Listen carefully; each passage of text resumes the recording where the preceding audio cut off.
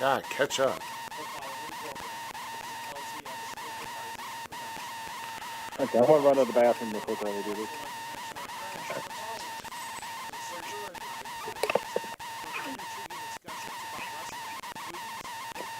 Aliens, and everything in between, then look no further than the Searcher and Hide podcast.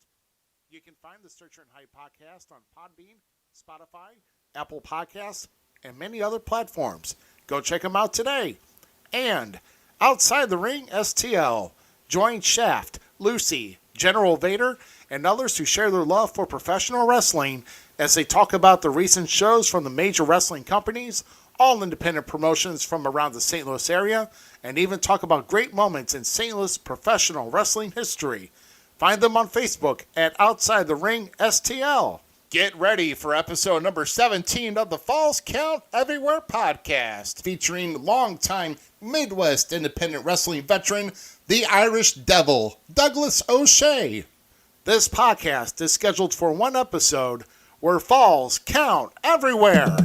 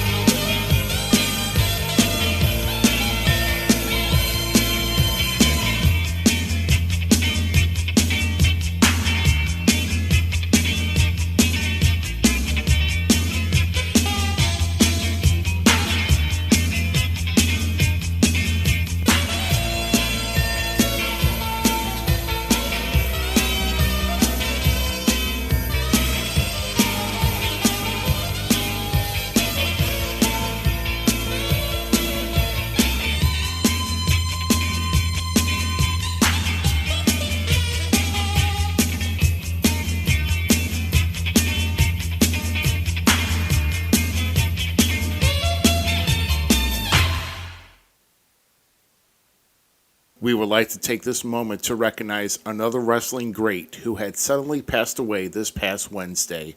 Joe Laurinaitis, better known as Road Warrior Animal, was part of the most dominant tag team in professional wrestling history, along with his late partner Hawk. The Falls Count Everywhere podcast family sends their prayers, thoughts, and condolences to the Laurinaitis family during this time of sorrow and time of adjustment in their lives. At this time, we will toll the bell 10 times for a true legend and Hall of Famer, Road Warrior Animal.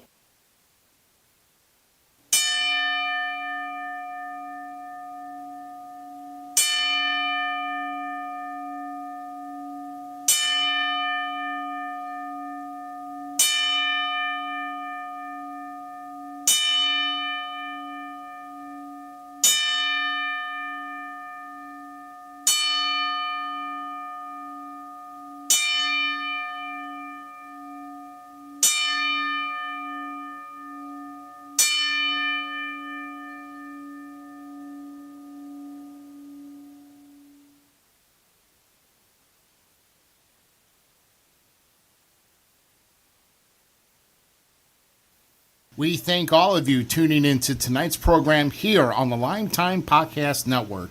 Before we officially begin, we pay honor, respect, and salute the greatest nation in the world as we play our national anthem. Oh, say can you see by the dawn's early light what so proudly we hailed at the twilight's last gleaming, whose broad stripes and bright stars through the perilous fight for that ramparts we watched were so gallantly streaming, and the rockets reckless, the bombs bursting in air gave proof through the night that our flag was still there.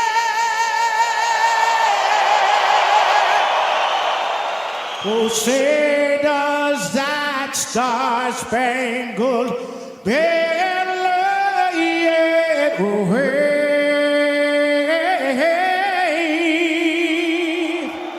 o'er the land of the free?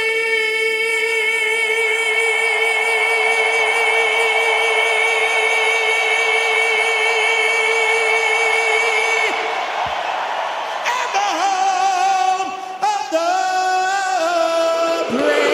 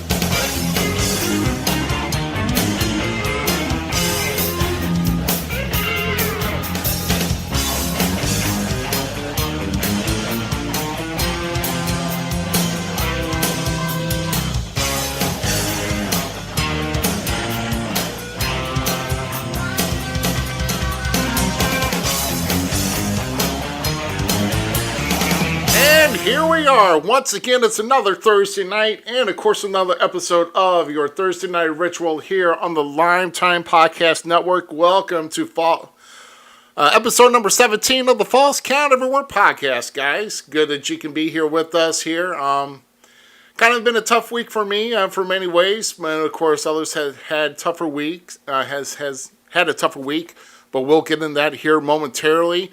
I am one of your co-hosts here, and of course, moderator. I am Rough Cut Rick Ruby, and of course, the other co-host is on the other side remotely. Of course, a guy that I would have to say I found a little bit better respect for here, Mr. GQ, Matthew Wayne Schuyler III. And then, of course, he'll flip me off and tell me I'm number one. So, GQ, what's going on, man? Failure. Just saying. Failure. Yeah, I think you had one job. Well, I did have one That's job. okay. So those Quest Diagnostics had one job too, and they're messing that up too. So anyway, Yeah, I guess next time you should put me in charge of boiling water. I don't know. I don't know. Maybe it's something a little bit easier for me. actually, you could have took over catering and got meatloaf, but Oh, we're not going there yet. Don't get them started. Oh, well, it's man, starting early today. it started early today. Wow. So let's kind of let's switch gears here to a little bit more of a serious matter here. With with the unexpected passing of Joe Laurinaitis, of course, Road Warrior Hawk, just celebrated his 60th birthday. I think like earlier in the month, and it's Actually, this week, this just recently, yeah, like just the other day, the same day yeah, that they were, I think, about when they passed.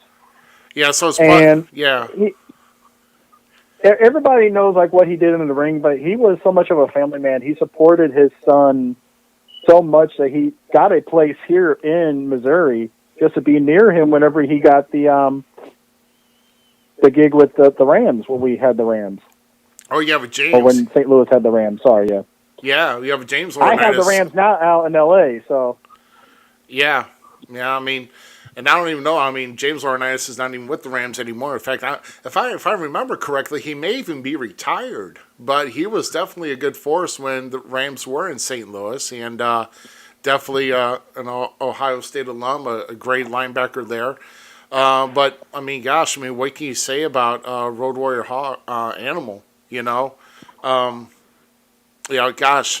I don't know. You could probably name about every major company that the Road Warriors have been in, and they won the tag team championship. I mean, even in New Japan, IWGP, and then all major promotions. I mean, AWA, WCW, NWA.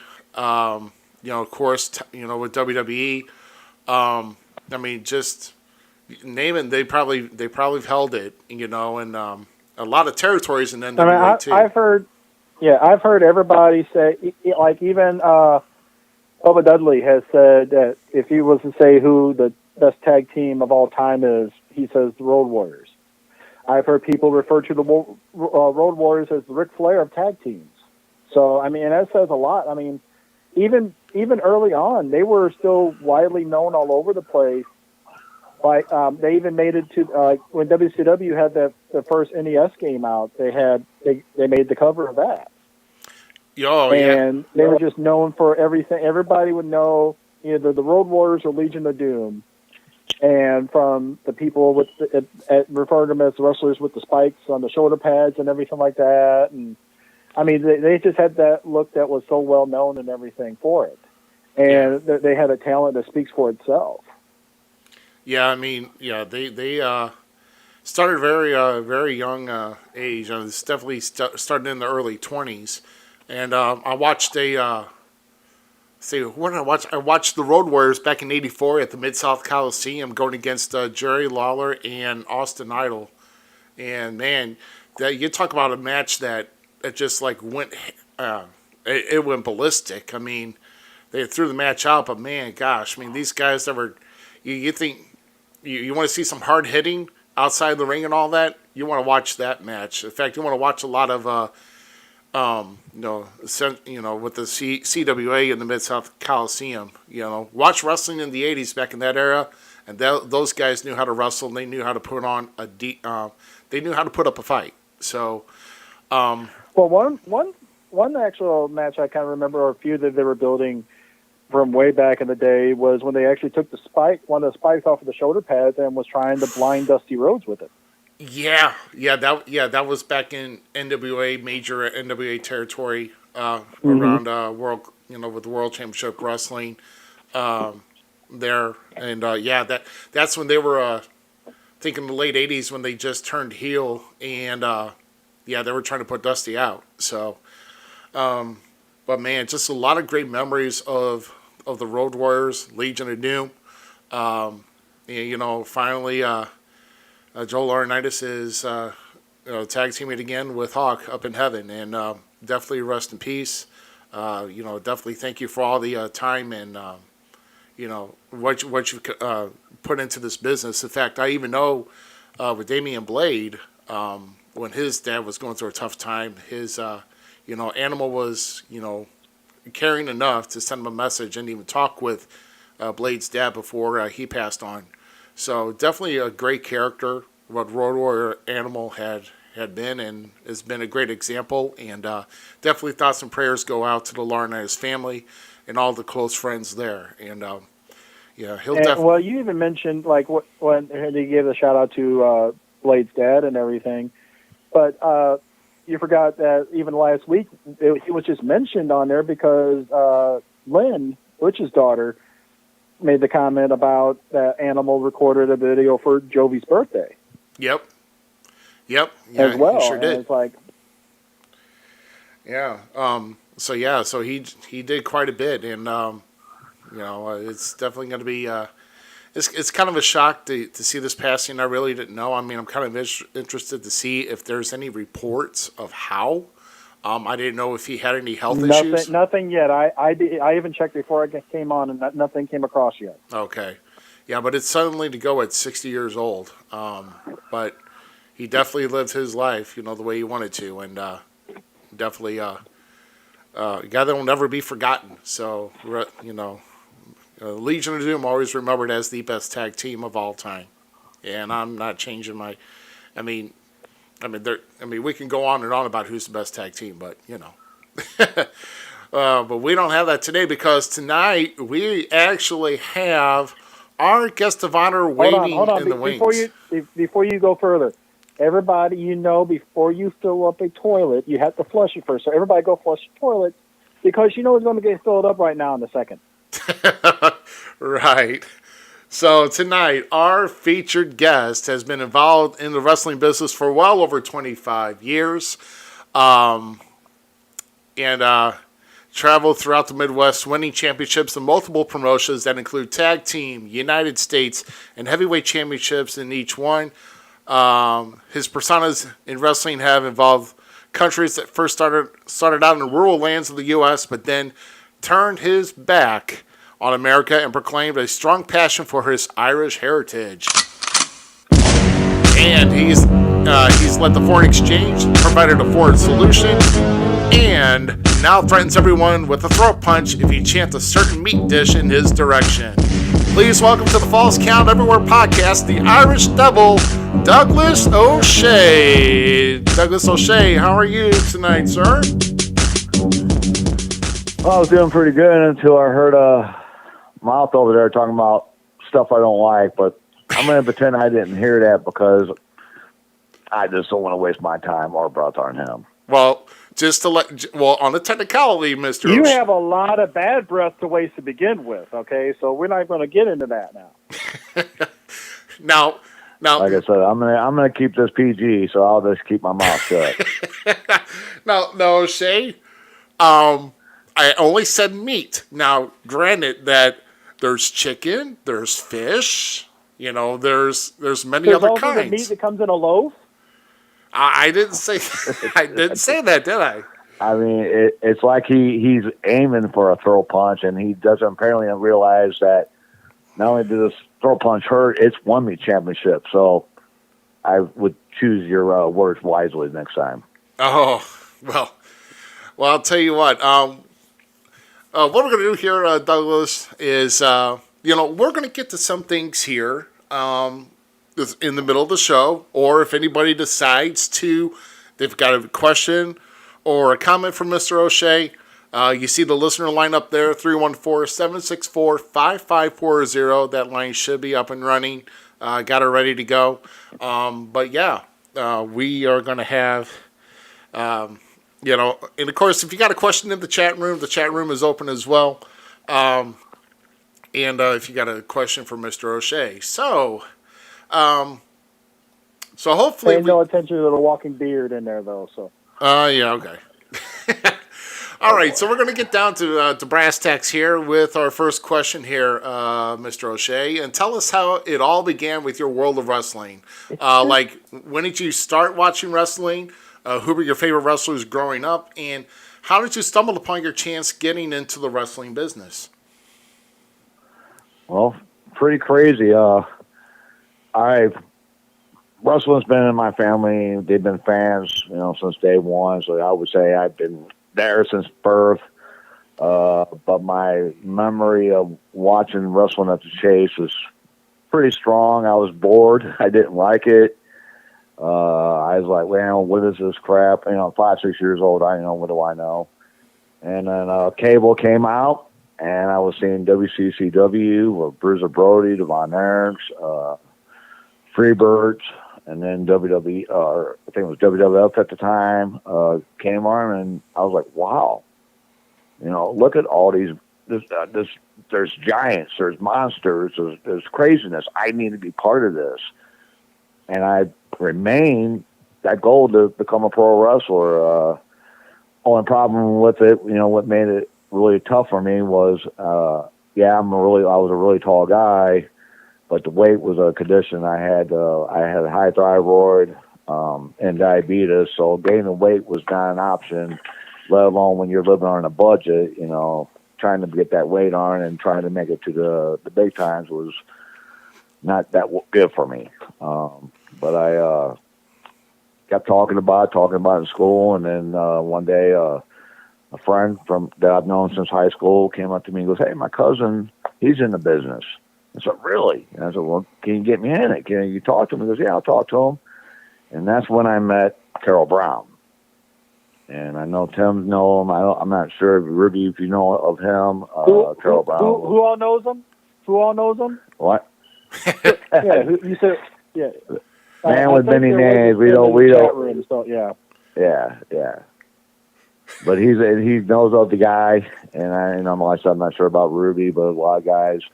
He was, I guess, a wrestler with Frank Root at one time, and he decided to go his own way, and met him, trained with him for almost a year. Told me never to mess with Frank Root, and I was like, "Why is that?" And he said, "Well, all the wrestlers wear T-shirts and pants," and I'm like, "All right, well."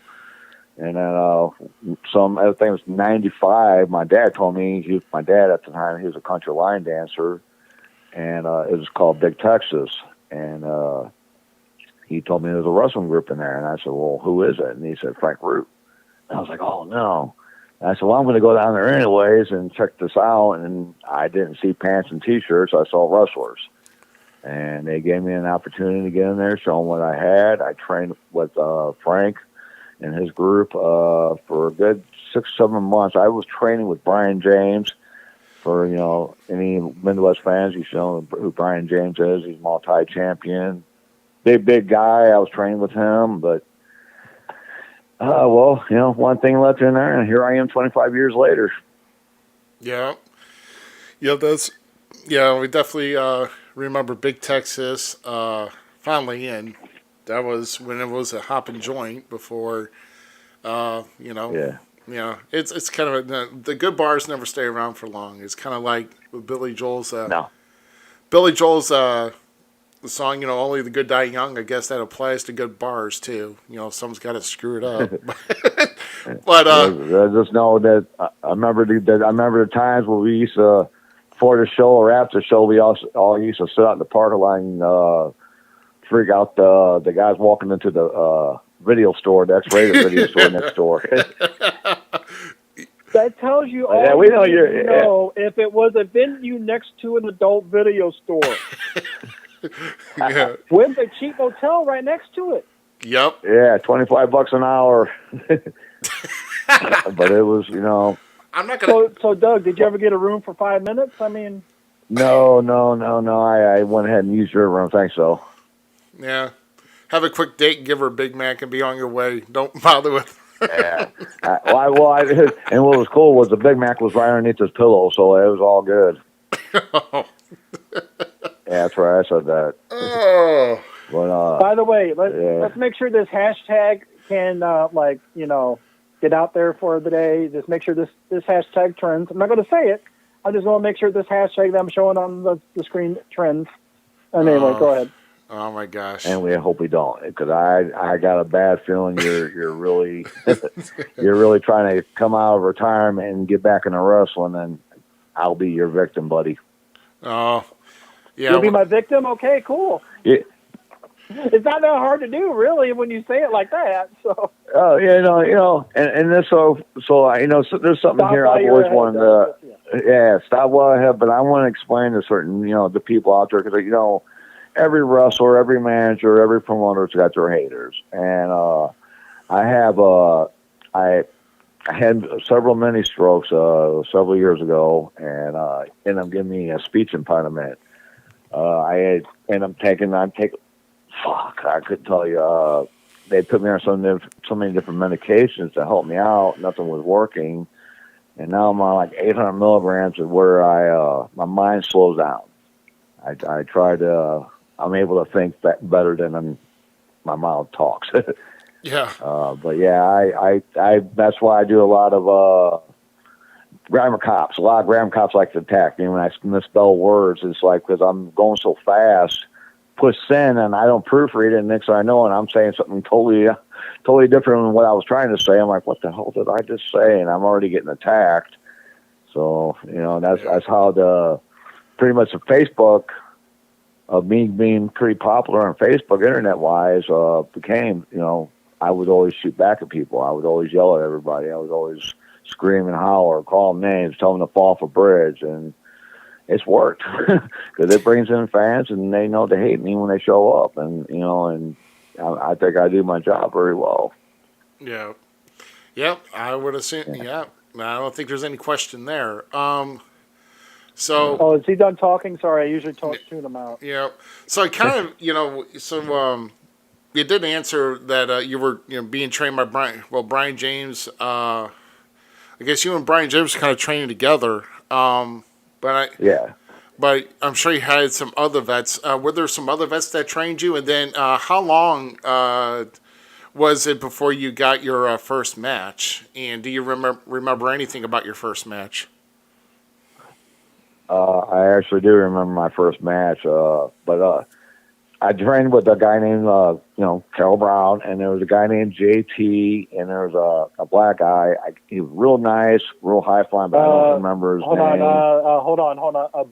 Blaze. That sound about right? Was I wasn't personally right. there, but I've heard the stories about him. Those. Yeah. I forgot if he had a first name on it or not, but.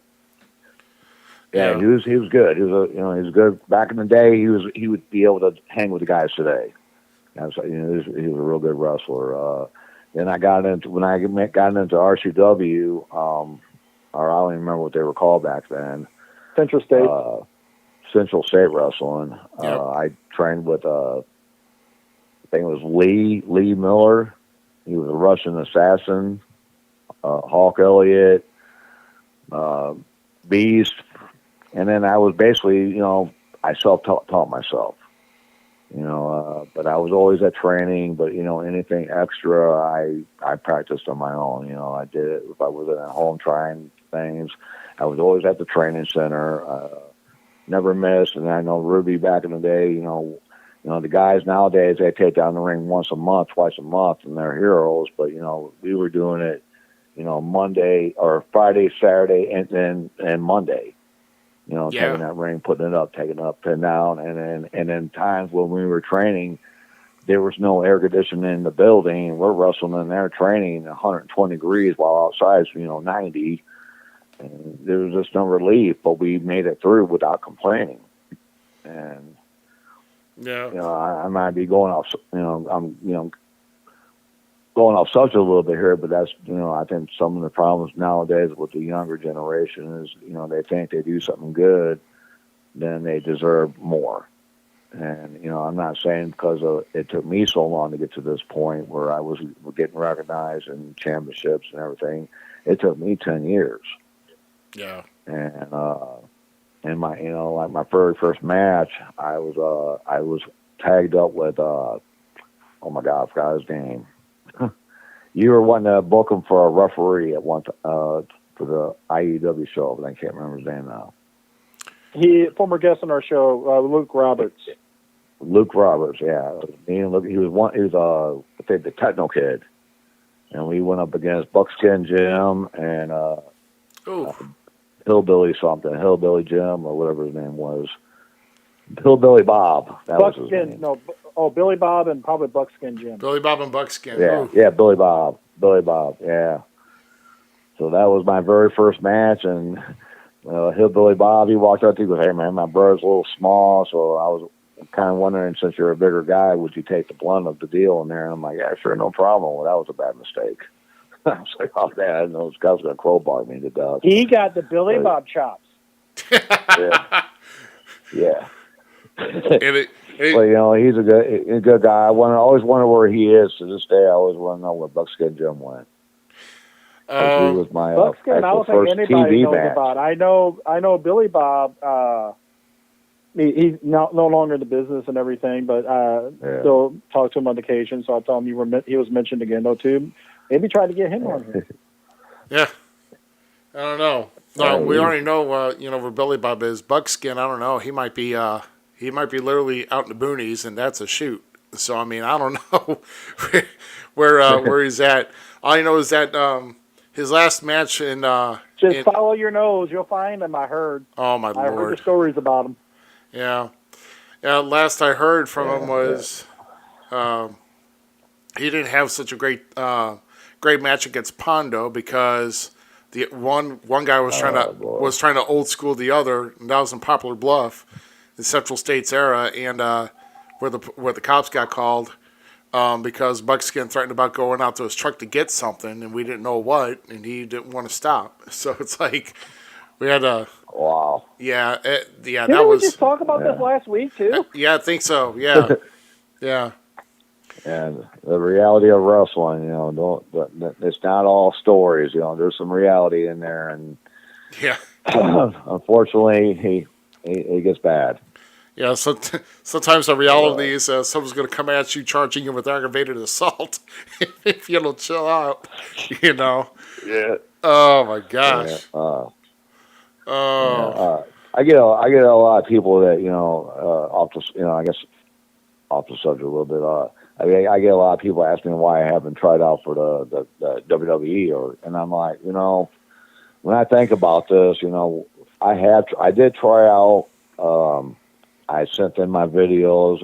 I went about it the wrong way apparently because they never called me back. They say I called up the WWE or F and said, how long am I wait? How do I know? And they said, well, it could take up to a year, but we may not respond to you at all, too.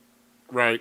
And I'm like, oh, great, And then after that happened, my wanting to make the big times kind of faded, and Douglas Lachey was born. I said, you know what? I'm a good indie wrestler. I don't need to be in WWE or F or any of these big groups because of a character that I am in there. I do a lot of yelling, a lot of screaming.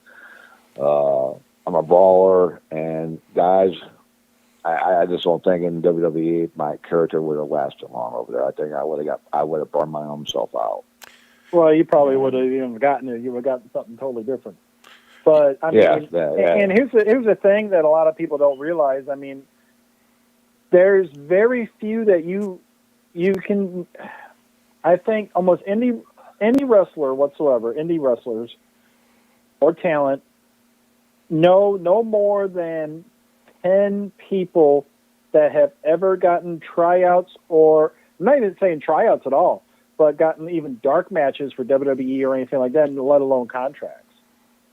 Yeah. And I mean, and there's a few spots for that out there with a lot of times, but that's what people don't realize, that they get despondent over it. But you did the right thing by, well, screw that. I'm going to be the best indie person I can be, which is what, without indie wrestling, you don't have anybody else ever get there. Yeah, and you don't. I don't think anything's really predictable in indie wrestling. I don't think I've ever had anybody say, "Oh, I knew that was going to be the guy who wins," or "He's going to lose." I don't think I've ever heard any negative like I do nowadays with wrestling, professional wise. Yeah. Well, the thing I can tell you is that around the local promotions, if you write scripts, get out of the business now, because you need to have the organic feel of what it is like to actually have a wrestling, like a feud storyline, whatever, you're going to have Yeah, to create the energy yourself. You can't have anybody write it for you. You've got to yeah, build yourself up. Old school is yeah, the only way to do it. So, And, um, and it, there's bullet and points there's bullet points you got to know. I mean, you can't just say here's everything you got to say and all that because it doesn't flow naturally. No matter how much somebody goes over it or whatever. Get bullet points. Figure out what the ending spot point of it is, and then go go from there. yeah, yeah. See, I that's one thing I wish more indie guys, at least the guys I've worked with, would hype more and promo more on their pages about why they're facing this guy, why this is happening, what you're going to do, what you think you're going to do. I don't think there's very many of us, and me being a guy who's always running my mouth on my Facebook, whether if it's posts or videos, I'm saying something so the fans know why I'm doing or what I'm doing. And, I faced Lightfoot. He was real good about hyping against me. Dick Brody was real good about it. Aaron, Chaos and Wright, they're real good about it. And those matches are the ones that sold. yeah, Because they knew what the match was about. And when you're silent, the fans are just saying, okay, here's two guys. I know who he is. I know who she is, or he is, but why are they fighting? Why are they wrestling? What was this leading to? And yeah, I don't, I want to give the fans a reason to be there and know why I'm doing what I'm doing. yeah. So I'm gonna do that until the day I do quit. yeah, GQ. I think it has his first question of the night heading your way on for Mr. O'Shea. Hold on, my notes are kind of messed up. Not that one. Sorry. You're That question? No, not that question. That one? No. Okay, sorry. On the other thing. Sorry. What other names or gimmicks have you used in your time in the business? Oh wow. Well, when I first got into this business, when I first got in with Frank, he realized I could walk over the ropes. So he wanted me to grow my hair out long and maybe be an undertaker. And I'm like, yeah, that's not happening, man. I'm only 6'3". I said, I just don't want to do that. And he said, well, we need to come up with another character for you. And then back in my day, I did resemble the Von Erichs. In a smaller version, but I resembled them. So Frank asked me, "Hey, why don't you do a Von Erich?" I said, "I'm not doing that." And he goes, "Why not?" I said, "Because I'm not that good, and I'm carrying their name." I said, "I just don't feel comfortable with that." And then he goes, "Well, how about this? We'll call you Kerry David, and then you'll just be doing your finisher will be the Irish Claw, but that's your move. That's not the Von Erichs. You'll just completely deny even knowing who the Von Erichs are." And that didn't work out. yeah, And I became Skullface, where I was wearing a mask, and I didn't like that at all because anybody who's ever wore a mask or a cheap one, they turn on you, and that sucked. And man, one character I just despised. I did not like it at all, but he made me become a cowboy, and I was known as Brock Burnett. Did not like it, but my dad tried to do everything he could to make me look like a cowboy, a Western guy, and he had $80 shirts, 50. I mean, so my gear was not technically gear, but it was expensive stuff I was wearing that ring, and I ended up tagging up with Trevor Murdoch, or I can't remember what his name was back then. You guys remember Buddy Murdoch? or maybe. well, it wasn't. Buddy. It wasn't Trevor Rhodes. I don't think. Not right away. Trevor. I think it was. It could, Okay. It was Trevor Rhodes. I think it it was could have Trevor been Rhodes. because I think you. I mean, if you say the name Buddy Love to Trevor Murdoch now, he'd be like, "Oh my God, why did you bring that up?" And I've done it before, and I'll do it again. He tagged us up as the Cowboys, and With rhinestones? after the match was over, Frank walked up to me and said, "Trevor's the better," or whatever the hell his name was back then. he's the better cowboy. You need to figure something out. You need to find a character that works for you because you suck at this. And I'm like, man, I'm not a Western. I don't even like country music. I said, I'm a heavy metal guy. I like to rock. I like hair bands. I was liking all that. Country was not even in my list. Yeah.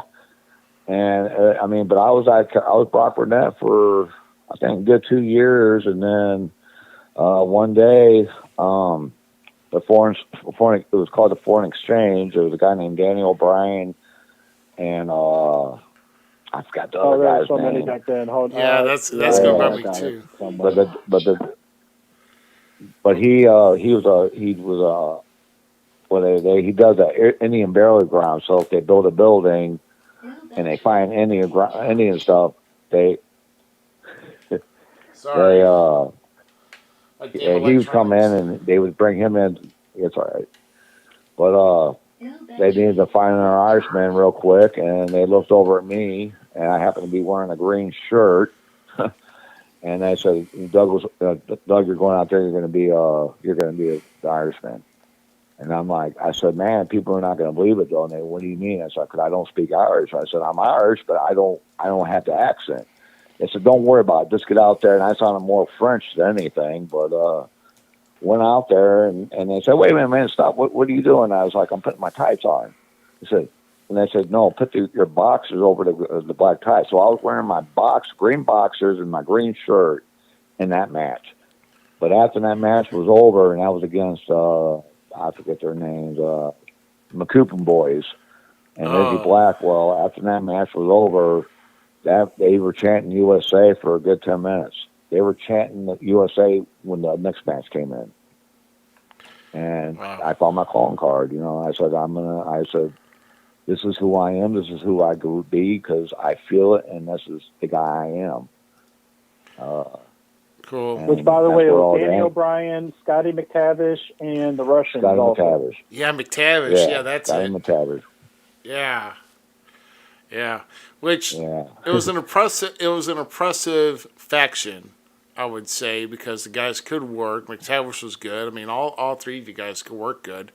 So it was definitely the Foreign Exchange is definitely the first Foreign Exchange. I don't think could have been beat, but you try to add guys, and I guess that was a certain promoter's calling card for a while, trying to wore them out more than the NWO. But you can only do it so much. I would literally say in my being the Foreign Solution or Foreign Exchange, I've had at least 30 different opponents or partners. At least. I mean, if someone didn't have a spot, you're foreign, get in there with them. I'm like, oh no. Yeah. You're Russian. You're an Italian. You're a German. You're a Portuguese. You're a Puerto Rican gas man. Get out there. I'm like, but it took a lot out of me because I was already O'Shea. I was already established, and I had to cover because the guys that they would always bringing in with me weren't talkers. Not very verbal, so it was always on me, and that's not their fault. It just no one was around me long enough to learn. Yeah, and I think that's what may have caused the strokes I had. I had 8 mini strokes. And I knew something was going on when I was in UWA, Ultimate Wrestling Alliance. It was owned by Neil Smith.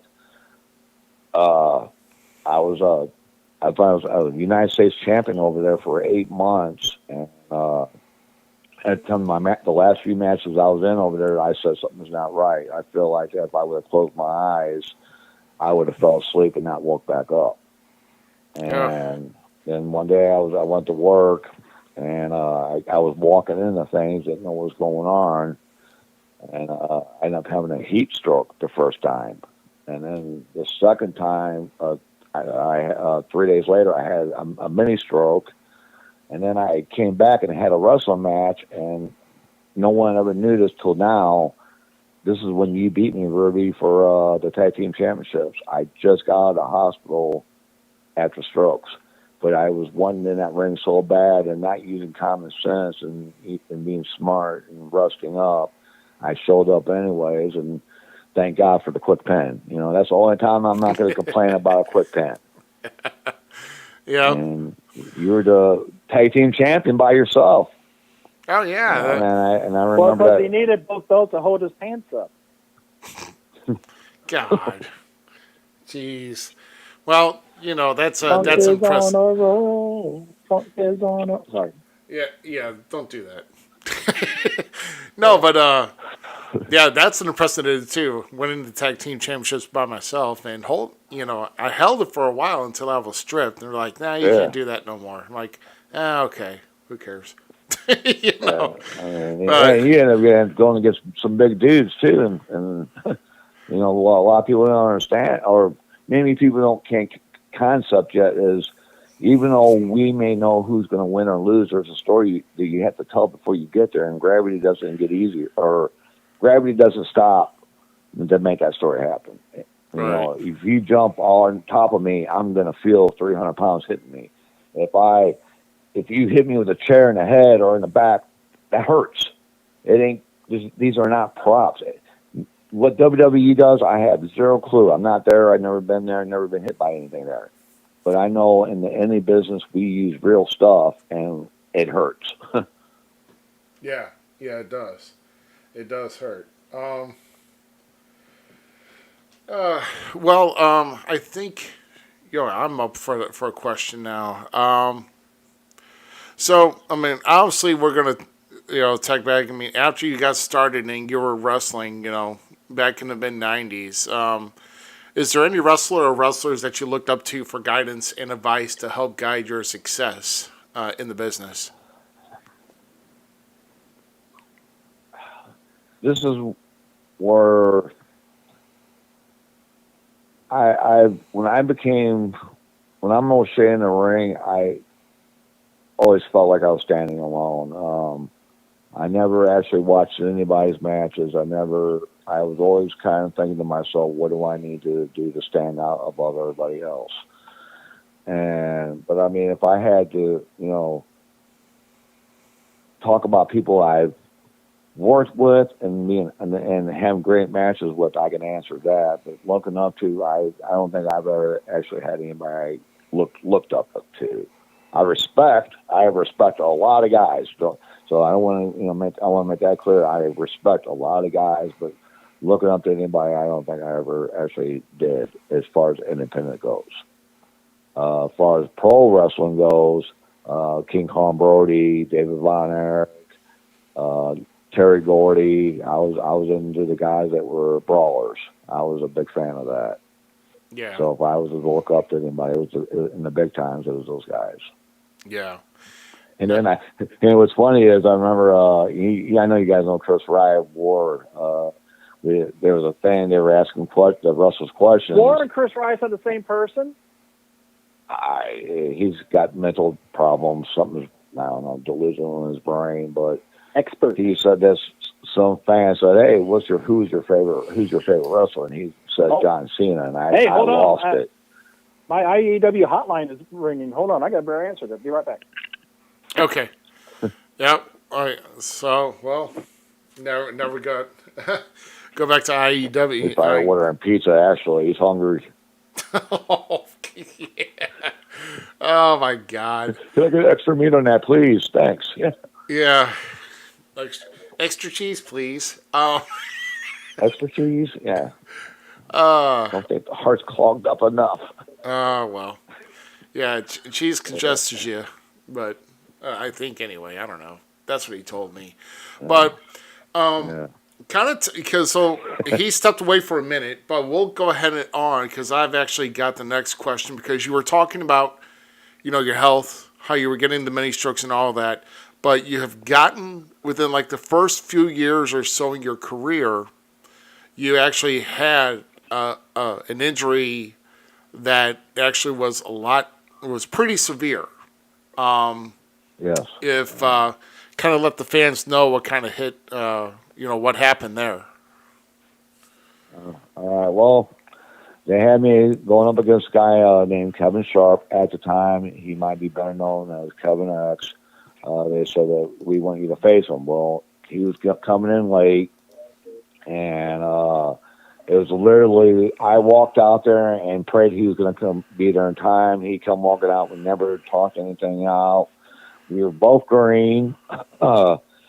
And I don't think a lot of people know this, story, but this is what actually happened was he went to put me into the pedigree.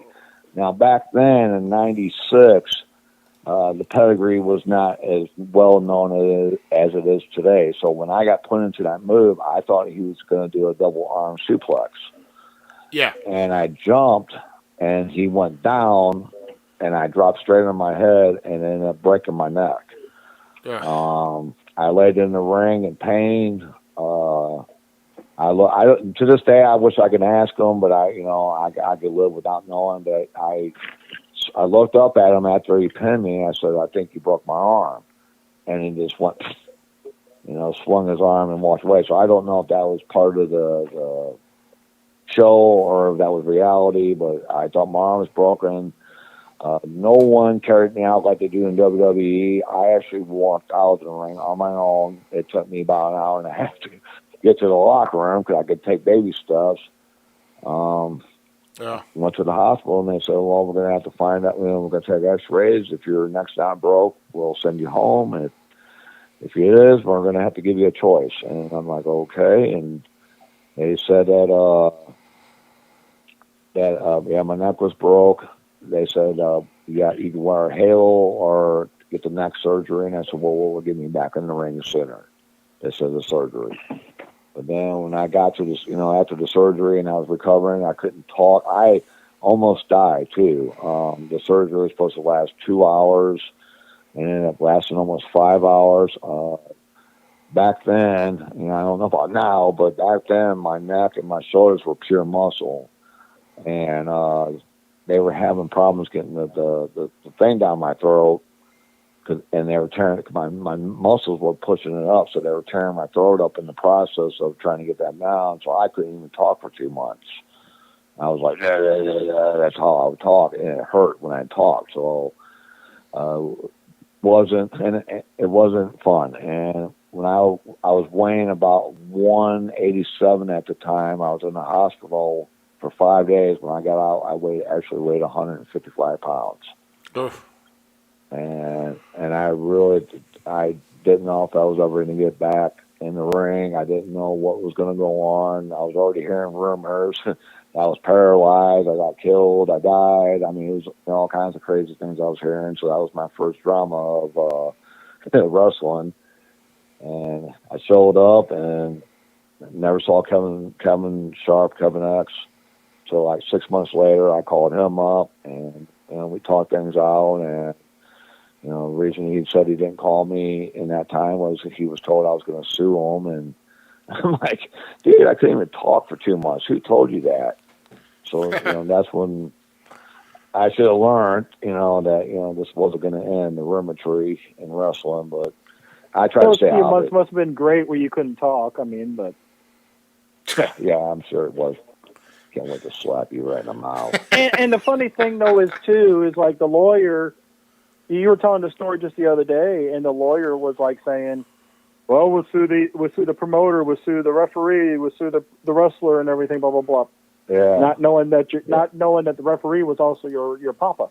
So yeah, and I get that clear too. When I was on morphine. I was getting it like every 15 minutes, and then when they came in there, they said, "Oh yeah, we took $150 of pictures of you. Our last lawsuit was like $100 million, something like that." But like you said, they were going to sue everybody, and I said, "Wait a minute." I wrote down on a piece of paper because I couldn't talk. I said my dad was a ref, and I said we're sorry, we'd have to sue him too. And I never proceeded with it. So there was no way that anybody was saying I was suing. It just didn't happen. So that was just at the time a hateful rumor. Yeah. In my opinion, Yeah, well, that's I mean, If it, yeah, I know that's kind of a touchy subject. I didn't really know anything much about the whole lawsuit. Um, but yeah, that's accidents do happen. But to not even talk with somebody, even after an event, I'm sorry, but if you don't even Yeah, recognize the guy that you're in the ring with, and you don't talk anything out or show concern, I mean I'm sorry, that's the ultimate yeah, slap in the face that you could do to somebody that you're working with in this industry. I mean, yeah, obviously, we're us guys are not out here trying to maim people. We're here to put on a show. We're yeah, here to put on a clinic. We're here to put on, a fun competition, which is ends up being in a form of entertainment. But I'm yeah, sorry, professional wrestling to me will stay professional wrestling, and guys that are in yeah. this business should be given the respect for who repeatedly do this time after time, year after year, and and take pride in it. And I'm sorry, but Yeah. yeah, that's I'm I sorry. And mean, I I'm not even remember going a to say year. because, well, we all know that the one time that happened when I got that first concussion of mine, person went out to the Oh bar, didn't come to the ring, was halfway down. Didn't see him at all yeah, after the show and or till right then. yeah. Didn't say nothing to me. Years back, and I'm not going to mention his name, but it was Ruby and his tag team partner, and I don't remember what happened or how Ruby got hurt, but I was by him for at least 10, 15 minutes, making sure he was okay. I mean, he was nowhere in sight, and that, like I said, I mean, it's years ago. I'm over it, but like you said, when you think about what actually happened, that was not cool. Yeah, well, and And like I said, it was yeah, I remember it too, and things happen, and sometimes if you yeah, I go don't think he down. intentionally tried to hurt me. I'll say out loud. I don't think he intentionally tried to hurt me, but he should have said something. Yeah, that's true. At least kind of recognize instead of just trying to blow it off. But Yeah, I mean, yeah, it is what it is, and well, yeah. So, GQ, coming fresh off the IEW hotline here, and you actually got your next question ready there, GQ. Yeah. What promotions have you worked for throughout your career, and what has to have been your favorite promotion that you worked for? man. This is where age kicks in. I don't remember any of these Well, this is brothers. also where somebody's going to be butthurt at some point on this now. So Oh yeah, yeah. I can tell you this: I've been to Florida, I've been to Kentucky, I've been to Louisiana, I've been to Iowa, and I've been to Missouri and Illinois. I've been in at least two different companies in each state. Uh, UWA is a group I remember because of the ring being a 20 by 20, and anybody who's been in an 18-18 or a 16 by 16, you take 3 steps turn, not and you go into a 20-20, and then you're going 1, 2, 3, wait a minute, 4, 5, 6 step turn. Oh shit! It's a big a big difference. Yeah, But I mean, my most memories would be with RCW Frankfurt. I know we are in, I guess, bad terms right now. I know a lot of people are out there are wondering what happened. And I'll make a long story short, his health meant more to us than him staying in the business. And if we would have stayed in there, we didn't want to see him fall. We did still want to see him fall. yeah, I mean, he was really going through a whole lot in the last 4 years. Him getting older and just being 73 years old, he's becoming a cranky old man who's speaking louder than he thinks he is. And when you see blood come out of your promoter's ear, and all he's doing is walking around, the signs were there. And unfortunately, we kind of, I guess I don't know if we're in good terms or bad terms. I know I'm not friends with any of the family on the Facebook anymore. That was not my choice. They made that choice. And if they actually ever want to talk to me and not just tell me your side, then I'm willing to talk about recovering our friendship, not wrestling. all right. Well, because my decision's been made already. I'm IEW, Illinois Elite Wrestling, uh, and it's going to be the next big thing. I really truly believe that. oh yeah, and we'll definitely get to talking about IEW here in just a short while here regarding to that. So in the areas that you've been that you worked through in the different states, can you remember any notable names that you've worked with throughout the career, and who was your favorite wrestler to work with? Ooh, well, noble names, I would say definitely Cowboy Bob Orton, but I think I think everybody's wrestled him. But he's a legend. He's somebody to be proud about when you talk to your family. Say, yeah, I wrestled Bob Orton.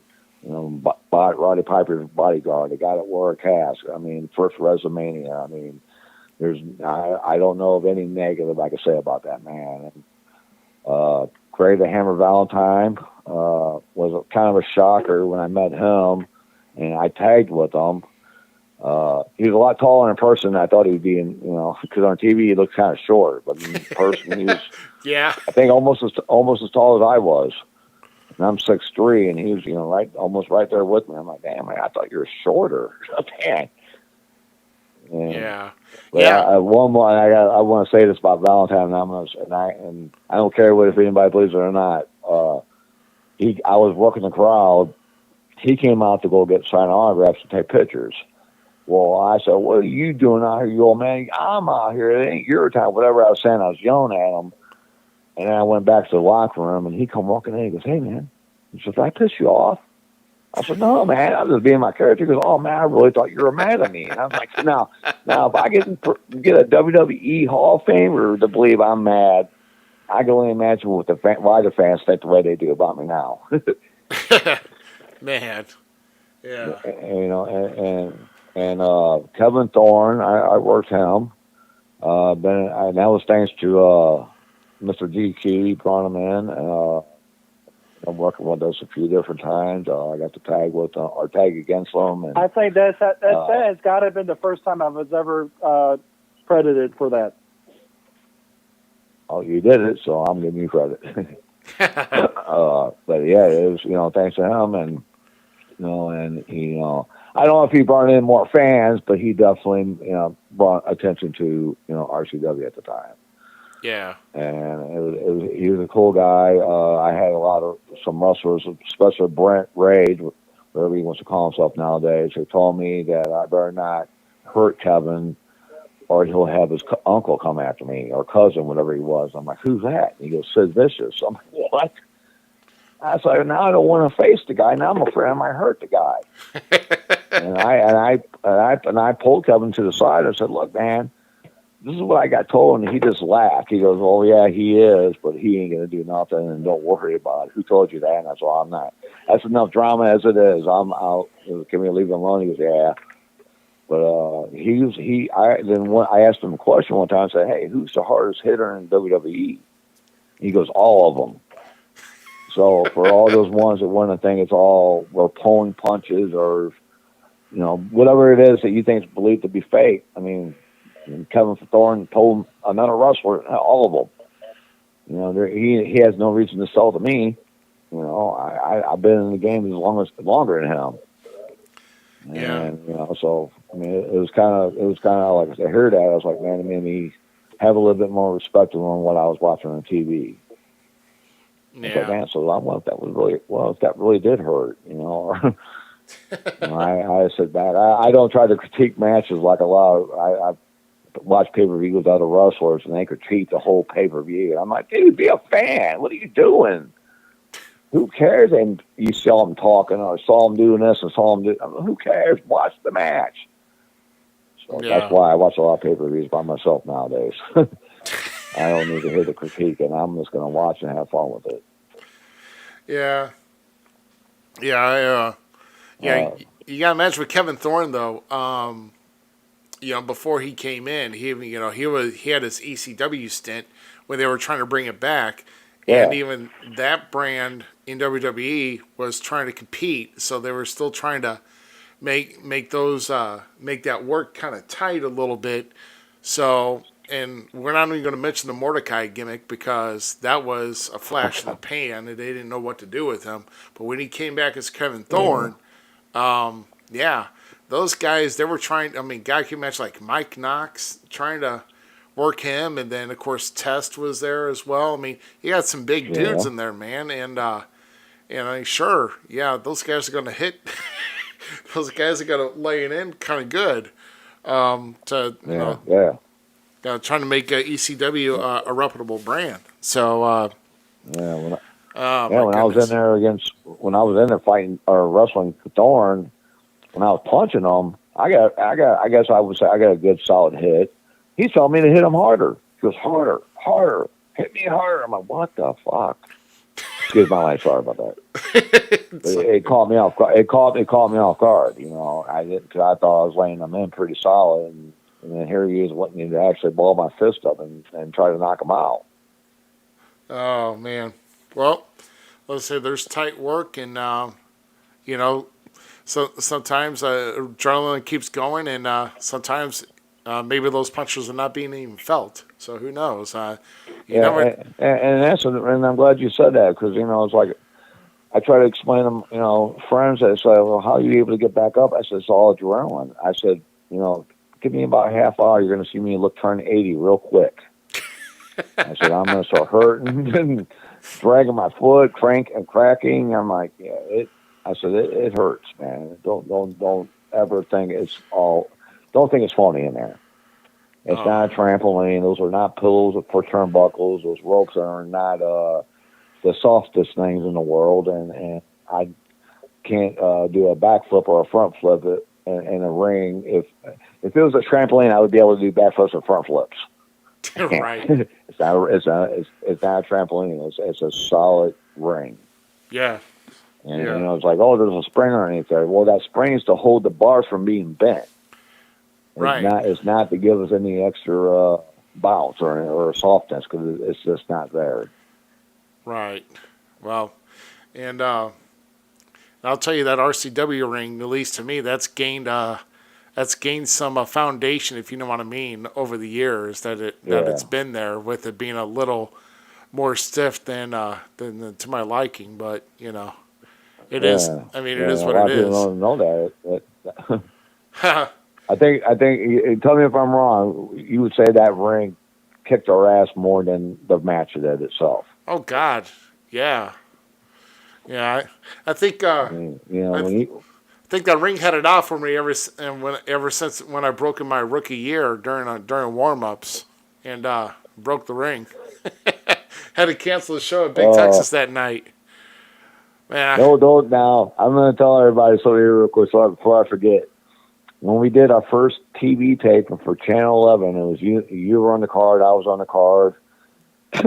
And I'll never forget you, and you played it off so cool. On national TV, Channel 11, you fell over the ropes. yeah, yeah. And you played it off so cool, like that didn't happen. What the hell are you all looking at? Oh my God.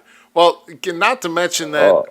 Not only was that, I mean, that was my first singles match ever. It was on a TV taping, and I was facing Cowboy Bob Orton, and I had a lot going through my mind, and I couldn't hop over the top rope. I got hung up, so I just, I somehow just got over, and I got ticked off about it. And of course, they're all laughing at me, and I'm thinking to myself, "Ah, oh, crap, here we go." Next thing you know, here comes Bob, and I'm like, "Oh boy, this ought to be fun." Yeah.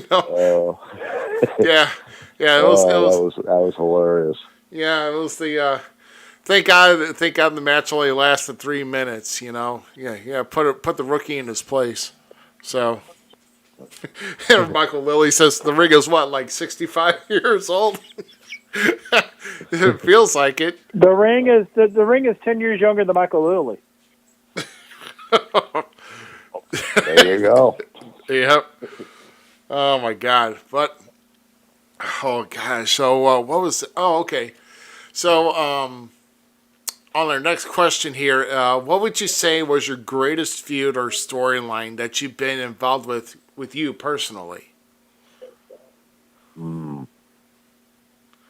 There's been a few, but I would say so out of my memory, because I would say against Chaos. right. We've had an ambulance match. We've had a haircut match. I mean, all of our matches have been, I would say, TV quality matches. We had a story. We had the Illinois mayor involved in my haircut match. And we had an actual ambulance match. There was an actual ambulance there. It wasn't, just getting carried off behind the curtain, saying that we were getting carried off. No, there was one there. Cage matches. I mean, we've done a lot, man, and I respect the man more than he thinks I do. And if my time comes to the end, he definitely will be one of the men I want to face before I go. Yeah, I'm actually putting up another picture here that's coming through through one of the battles she had in Quincy. Where I'm sorry, this was too good to pass up, but the picture of Chaos getting ready to dump you on your head with a pile driver on the floor. Oh, that was scary! Oh my god! Oh my god! When and if anybody doesn't know who he is or knows of him, the guy's a powerhouse. So when he lifts you up, there's nothing else to do but to go up. I mean, he is a straight up powerhouse. I mean, I think he body slammed you a couple times, didn't he, Ruby? Yeah, in fact, he body slammed me like earlier this year, and that's like, God, that's like country strong. When he scoops me up and dumps me over, I'm like, oh my God. It's like I didn't see that coming. Yeah. And the only guy that I seen actually lift you up with ease is and I forgive me for saying his name, but I wasn't there, so I won't get into details about his future. Oh yeah. When he was able to get you up on his shoulders and do a flip, and I'm like, wow, straight power. Yeah, he was he was pretty powerful back then. Back with trying to get trying to get in places here, and we can talk about we might be able to talk about some of that in probably some shows to come. But yeah, but he was some guys like I said. What I will say about Future though that I did try to guide him. I did try to, I tried to help him a little bit as far as he asked me about some things about, what he should do. I gave my advice, and he went ahead and did what he thought he was going to do anyway. But you can only go so far with a guy who doesn't, who's got the mindset he's going to do what he wants. So, but and him being the size he was, you're not going to really try to argue with him. And I'm like, hey, man, he's not a small man.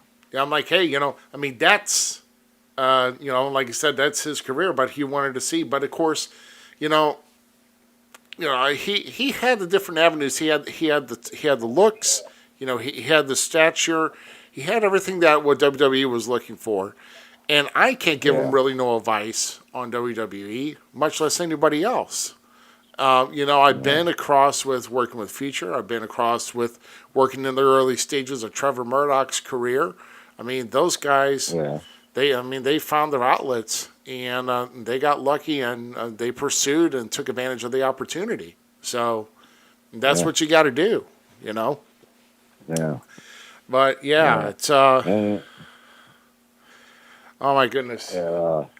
What? So I would say but it was also that atmosphere that kind of broke him a little bit though too, and everything. So we're going to move on now. Yeah, we'll be moving on here. I'm going to kind of touch back up here as we're building up some views in the chat room here. So basically, GQ, Natalie Boone Keller basically has a message for you. Shut up! She's like, she can only talk about her dad. You can't. That's what she said. Sorry, I forgot the rule. You don't speak ill of your elders. I'm sorry. Yeah. No, I'm not. Your elder, how dare you talk to your elders like that, Natalie Boone Keller? I mean, GQ, he's almost about grandpa age. You need to treat him with a little bit more respect. Almost that. I know there was an old saying: "Be kind to your elders. They can't help it if they're stupid." God. Oh. So we're going to switch gears a little, and I'm going to be putting up some pictures in here because everybody knows that we pushed it last week with IEW having their first show out in Pontoon Beach, Illinois. Well, the championship tournament did not go as planned because of some other things that happened, but we were able to get something on. Now, what I'm going to put on is this. Because somehow you and I, Douglas O'Shea, had squared off because of a favor that I helped out with GQ, and this picture will be coming up here shortly. Trust me. But we've got some controversy that we need to talk about, Mr. O'Shea, and there's photographic proof. I don't know what you're talking about. I mean, there's the Photoshop one. You guys just delete it now. There's no reason to even show the Photoshop. You tripped. I took advantage. You lost. Yeah, so let me describe here. So in the top picture of here, there's a circle where your troll-eating ice cream sandwich-loving friend here pulled my ankles. And I hope he doesn't hear you say that. Well, I mean, throw him an ice cream Sorry, sandwich. we don't speak Duck Dynasty for him to understand us, so he'll be okay. He won't hear it. Okay, Festus, thanks. Yeah, and then the other photo that has an arrow pointing down is pointing down at Bully O'Brien holding my ankles, and then here's the referee on both shots, which I don't understand, Mr. Lilly. So with that, I have to say, You done messed up, Aaron. you done messed up the match for me because O'Shea got the pin 1, 2, 3, and I lost because of it's clearly outside interference. Everybody in the chat room can see that you had cheated, Doug. And now, see, if everybody with a look of common sense, and I know there's not too many out there in this world anymore, but if you clearly look at the picture, he did nothing of the sort. He saw something in the bottom of your foot. He tried to take it off, and too late. I got the victory. That's what I see. He did not hold you down. You're a large man, powerful man. And Bully's just a little guy, so I know he wasn't powerful enough to hold you down. So stop using that for an excuse. He's trying to help you out. Take the gum or whatever it was off the bottom of your foot, and you still lost. if he's trying to find gum on the bottom of my foot, you need to buy him a pack of Big Red so he can chew his own. He don't need to be trying to chew gum off the bottom of my foot. That's all I gotta say. That's gross. It's all right. Delusion happens when you're getting older, Ruby. I understand. I mean, GQ's apparently got some kind of power. Maybe he could set it up, and I could just prove it again. I could beat you. Oh boy. Well, see, here's the thing, Doug. You were wait a minute. Before you open your trap, this was your fault too. So I think Ruby should be attacking you, not me. What? I don't understand. Why would I attack GQ? I don't get that. Because you didn't have you prepared. You went in there not prepared, and you lost. That was your fault. You tried to take jabs at me. You tried to cheat. You tried to choke me out and gouge my eyeballs. The video's there. It's GQ's fault. You should have. First, he wasn't trying to choke you out, Doug. He was trying to adjust your neck. What were you against? Shut up. Well, I was watching it. I saw it. And keep in mind, you weren't invited. So you had an uninvited, unplanned match. You were in a tournament. And I won. See, that tells you. You see, you're never going to win against me. You're going to lose each and every single time. Yeah. Now, Ruby's a different story. Still doesn't mean you're going to be in the title tournament. Uh-oh. I don't know. Wait, hold on. And I even heard that the BS in the back that Ruby was going to. Shut up. Somebody's calling. All right, hold on. All right, you're on the False Count Everywhere podcast. Who is this? You tell me to shut up. Who's this? Well, hold on. Let me see if I got you here. Hold on. We might have to do this here. Hold on. Hold on. Let me try this again here. All right. Who's calling?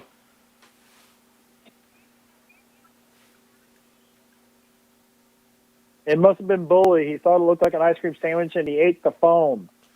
All right. Let's try this again. So who's calling? I said it's NDK and Doug's not G. I was there, bud. You. Who? So who didn't cheat? I said Doug's not G.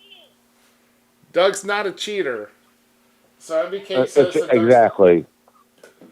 What makes you think that says why is Doug not a cheater? Because he's not bud.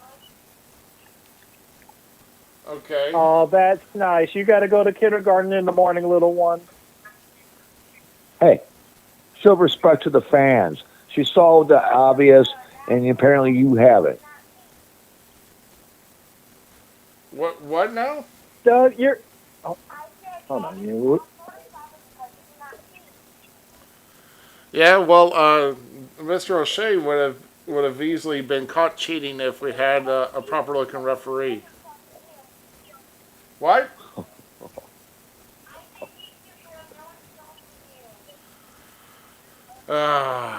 Get the hell out of my life. Who needs you? Beat it. Leave me alone. All right, we got to answer another call here. Hold on. Hopefully we're gonna get this here. Hold on. All right, you got the False Count Everywhere podcast. Who's this? Bye, Felicia. Who's calling? They're calling me. Hello, who's there? I don't think I.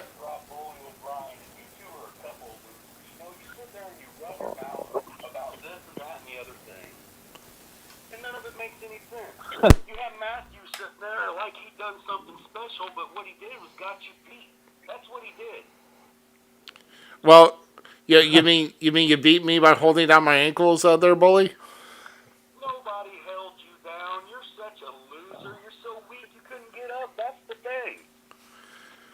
Okay, so I'm the loser. Can you spell loser? That's another thing.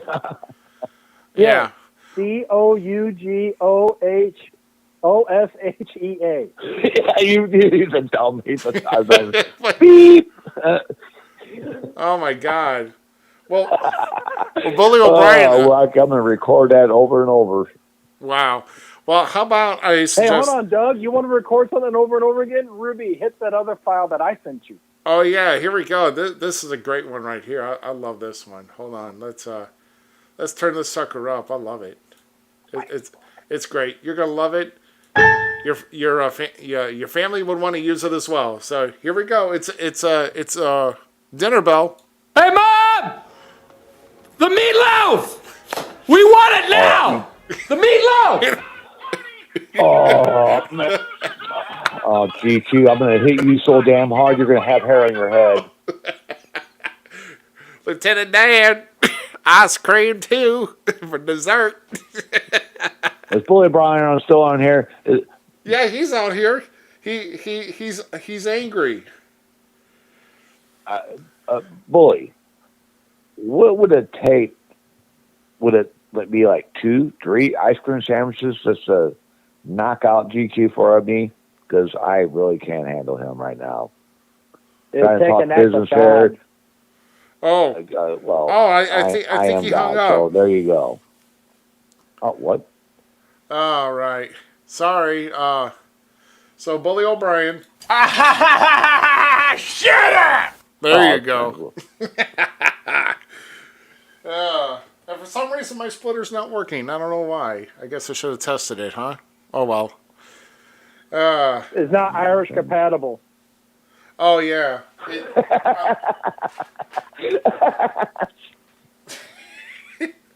See, he thought it was funny.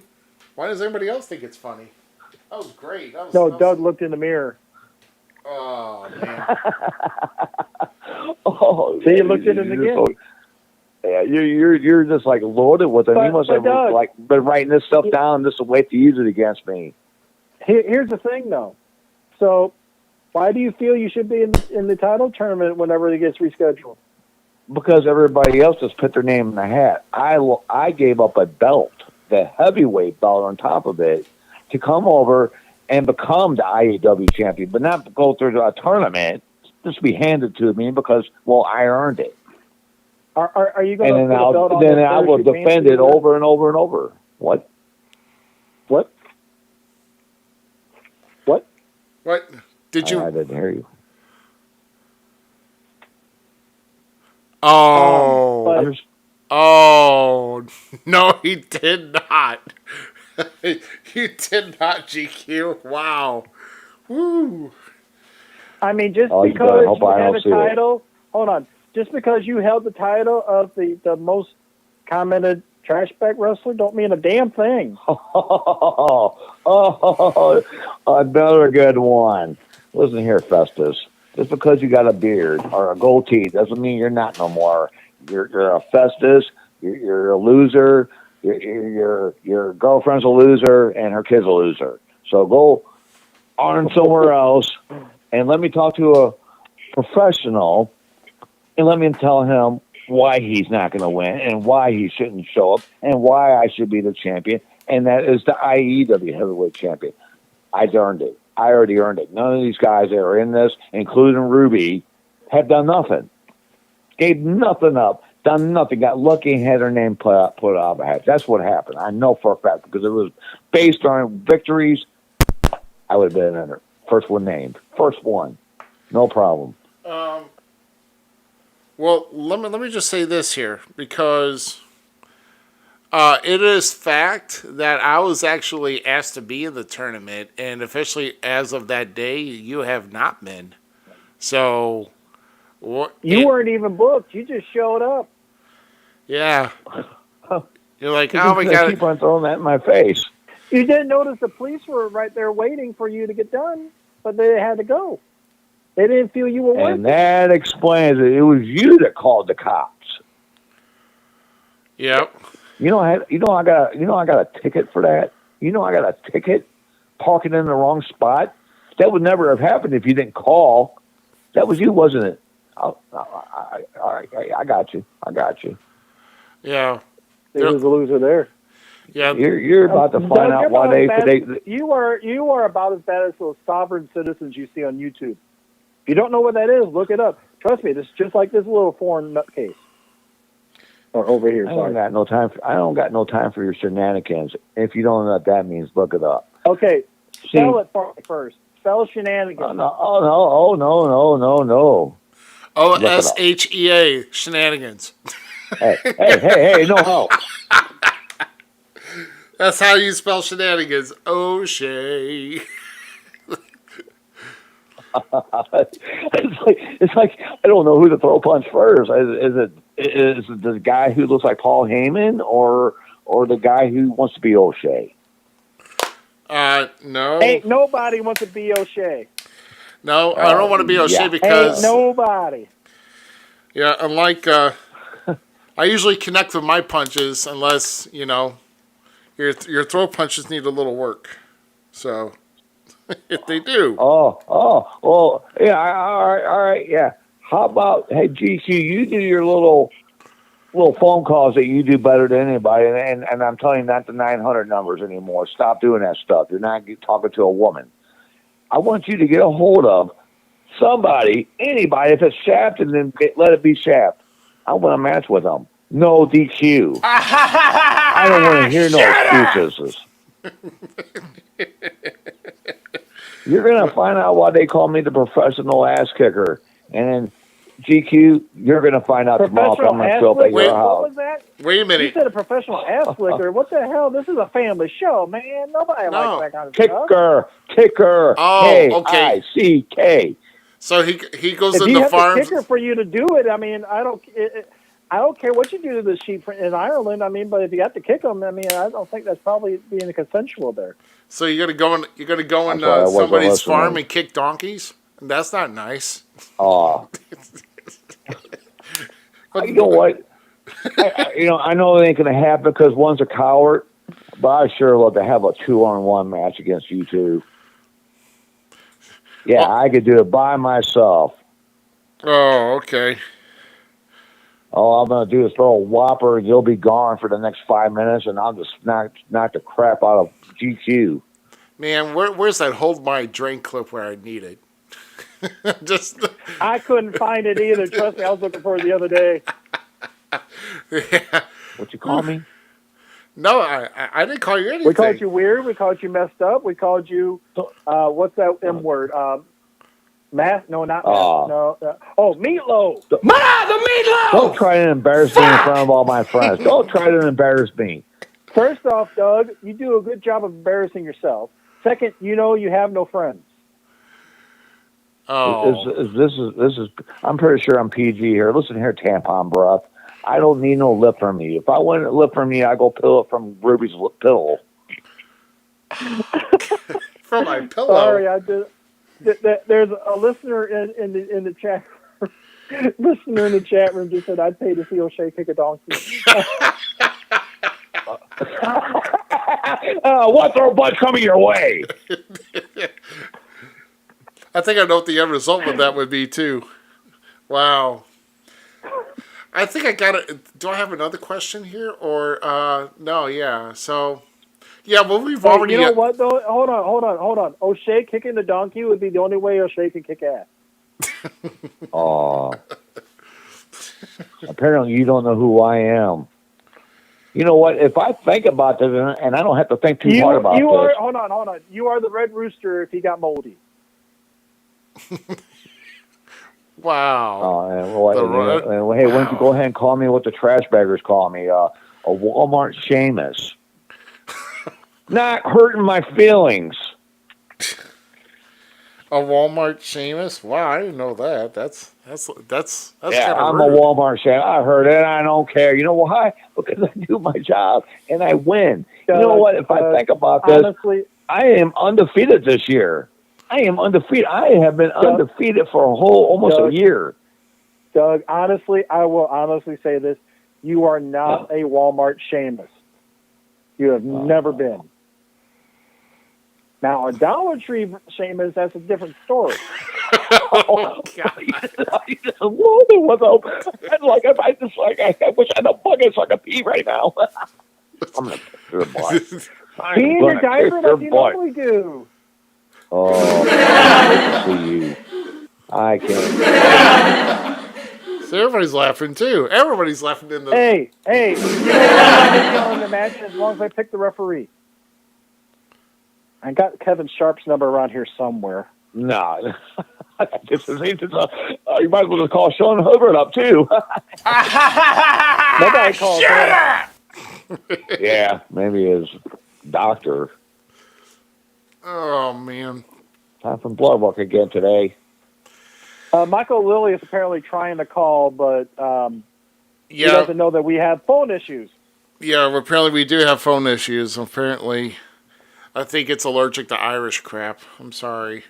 I swear, you need to respect the Irish.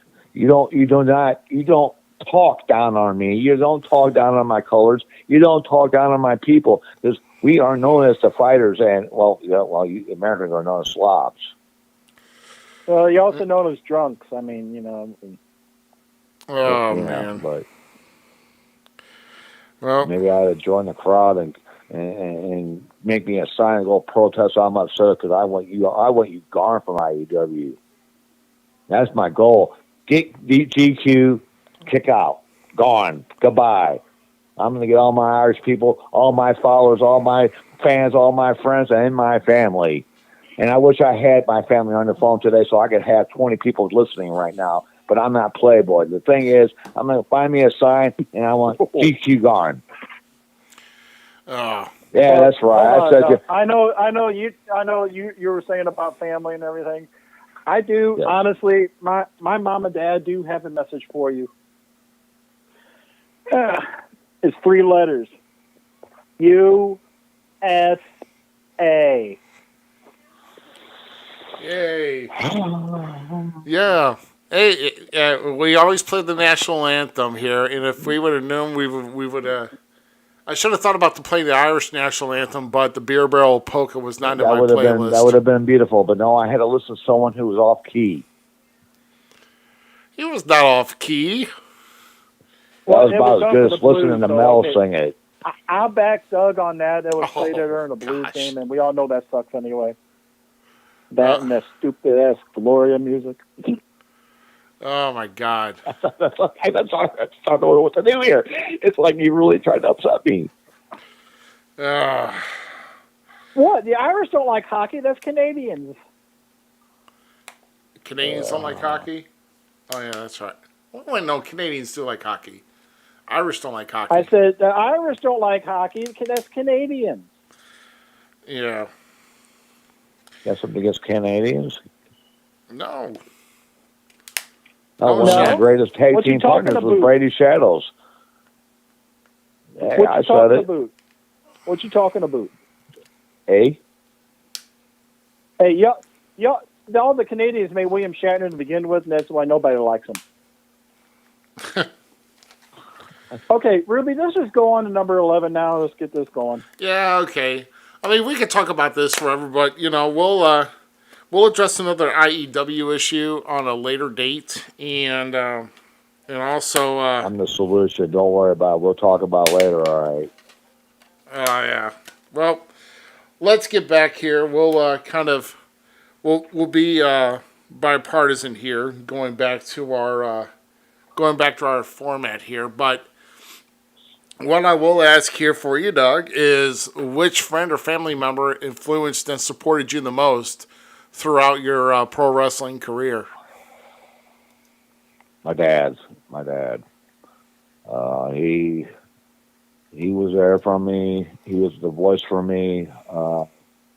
As much as people maybe not want to believe it, back in the day, I was a quiet guy in the locker room, and he was there for me. He was, something to me. My dad would never. Well, maybe I didn't get along with him, because he was a very strict dad. But when wrestling came in my life, and I became into the independent scene, my dad and I actually had something to talk about for the first time, and he was taken from all of us way too soon. He passed away at 55 years old of cancer, melanoma cancer. It spread into 4 different cancers, and it was the first time I actually saw my dad cry. And that was the last memory I got to have of my dad, and that was him leaving here crying and saying he was in pain, and he didn't want to be dropped, because if they would have dropped him, he would have bled to death. And he really loved wrestling. He really loved talking to the guys, telling stories, having jokes. Something that doesn't go on too much nowadays is the hotel parties, the hangouts. My dad enjoyed all that, and I just wish he was still here to see that I'm still capable of doing it, and be proud of me for what I've done, because he was really living the dream throughout me, because he wanted to become a wrestler and didn't happen, because he was in the Army, and then he went into the carnival business and had an opportunity to get into pro wrestling, but my mom said no. She doesn't want to travel no more, and he lived his dreams throughout me. And unfortunately, I didn't know that until after he passed away, but, I'm living that dream out.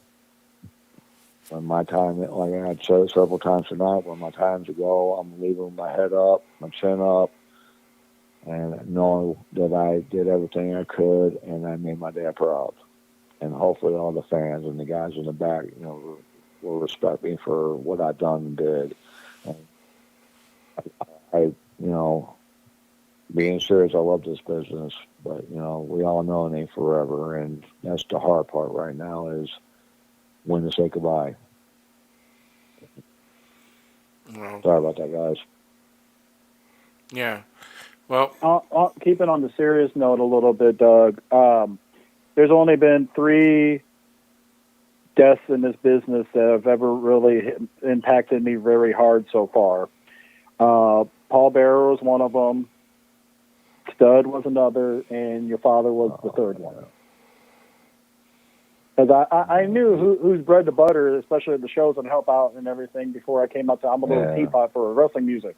So, and I knew everything he had to keep going through with him and everything like that. And he was doing it old school way with the CDs and stuff.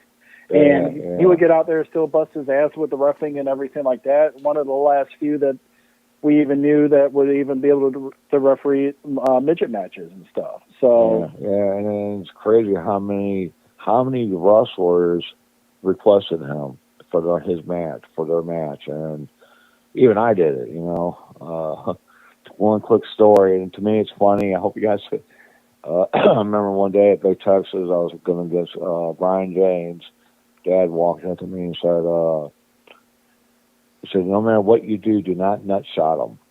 I'm like, what? He said, don't nut shot him or I'll disqualify you. And I'm like, okay. And I'm not thinking anything of it. And Brian James just was pounding me. And there was nothing I could do to get up. I couldn't think. So I nut shot him. And all of a sudden I heard, you're disqualified. And I'm like, oh, he was serious. I didn't think he was actually going to disqualify me, and he did. I mean, he really had a lot of fun doing this. 7 years, never missed a show in his life. I mean, he just really had a lot of heart for this business, and reason he quit, because Ruby and I know DQ know about this. Frank would have a bad issue with canceling shows of the day of or the day before. Yeah. That was happening a lot. My dad was losing money, and he had to make a choice.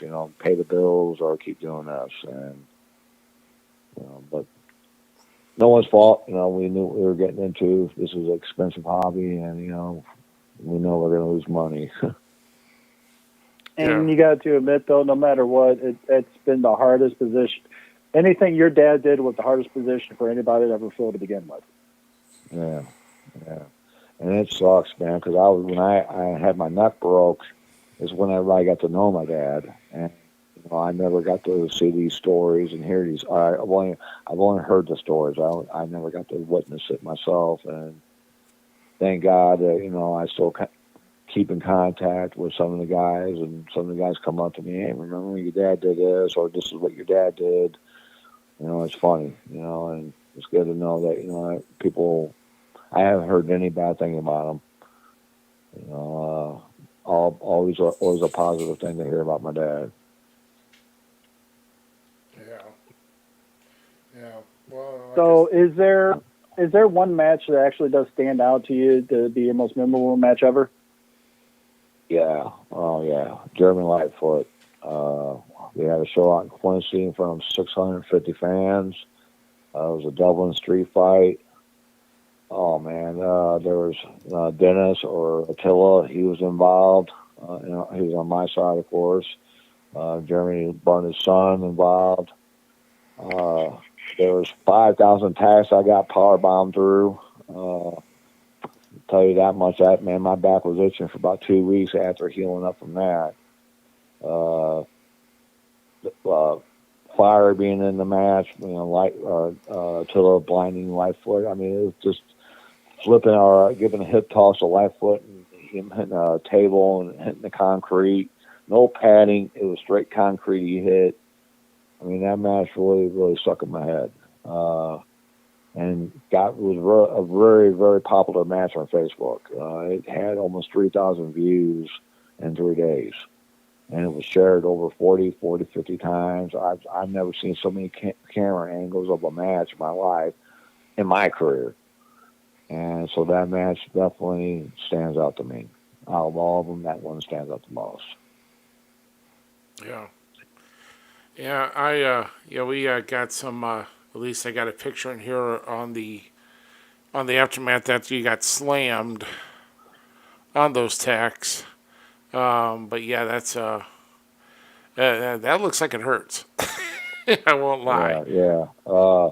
And what's crazy, and I'll tell you a quick story now, because I know my time's getting to the end here.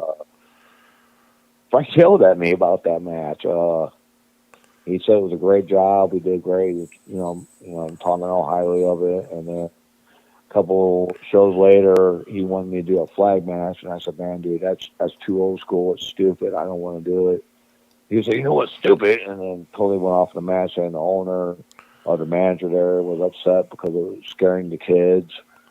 People were getting roast out, and why I call bullshit or BS on that little statements was because when that match was over, I had every kid in the audience come up and ask if they could take a tack on my back for a souvenir. So yeah, we definitely need to talk someday, me and him. But yeah, that match definitely stands out, and the fans still talk about it to this day. And that's been about a little over a year now since that match, but still talked about. Really proud about it. Really proud of that match. Yeah. One of the people, the Guido, in the chat room actually said the Double It Street fight easily is one of the greatest matches I've seen. You can see it on the Guido Goes Off. He shared the link. So. Oh wow. Yeah. Yeah, So, it definitely stood out, and you heard everything.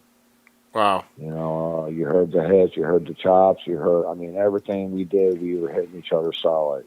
We weren't trying to kill each other, but we were hitting each other. So if anybody wants to check it out, I'm going to say one of my most legit matches was against Lightfoot. Wow, we really put it on in there.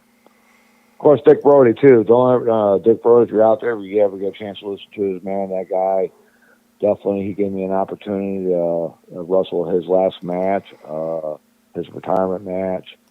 That was totally awesome. I was so happy to be picked. I was nervous because I wanted to do everything right, make sure that he gets to leave like I want to with his head up.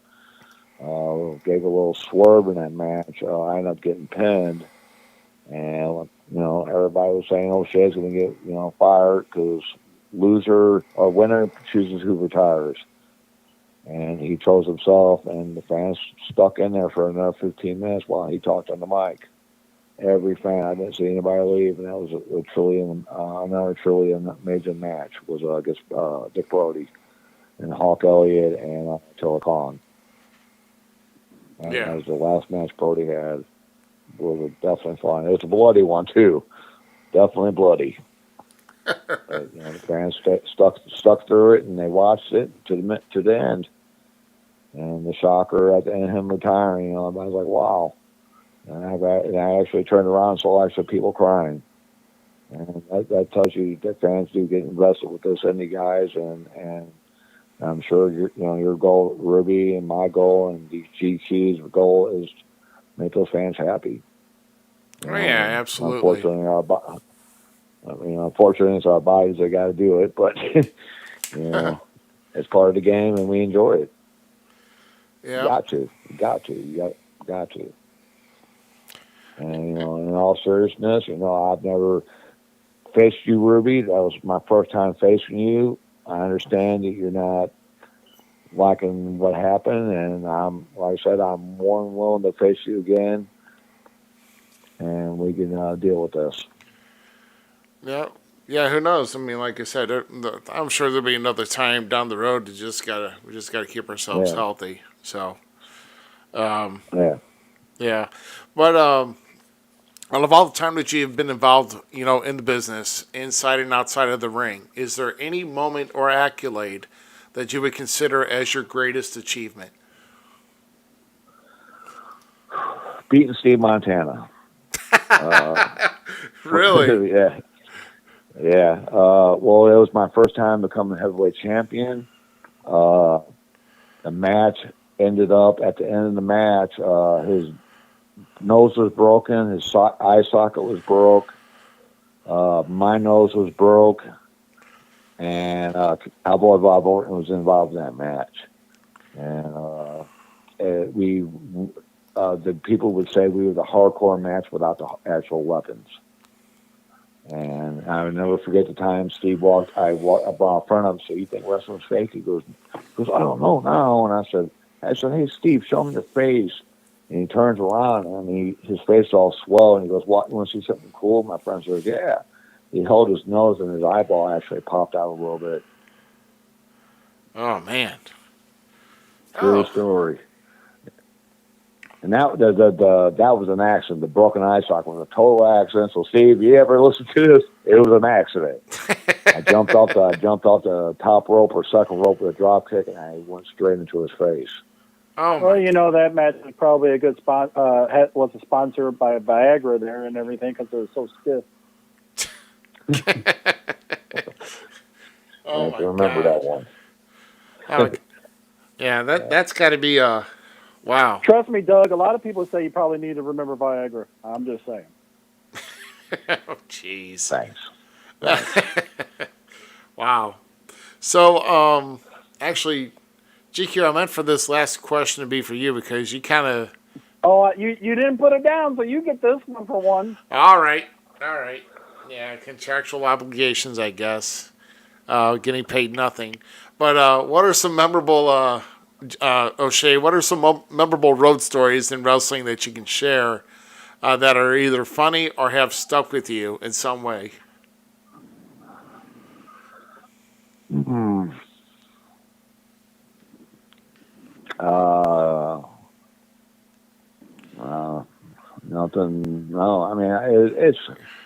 I always have fun on my show at shows. I nothing sticks out. I mean everything as a whole is my party, my good times, and my bad times. I mean there's nothing I can really pick out Yeah. that sticks out. Sticks out. Well, I know like in '96, I know that Central States back then they were going to these towns, mainly for Hannibal.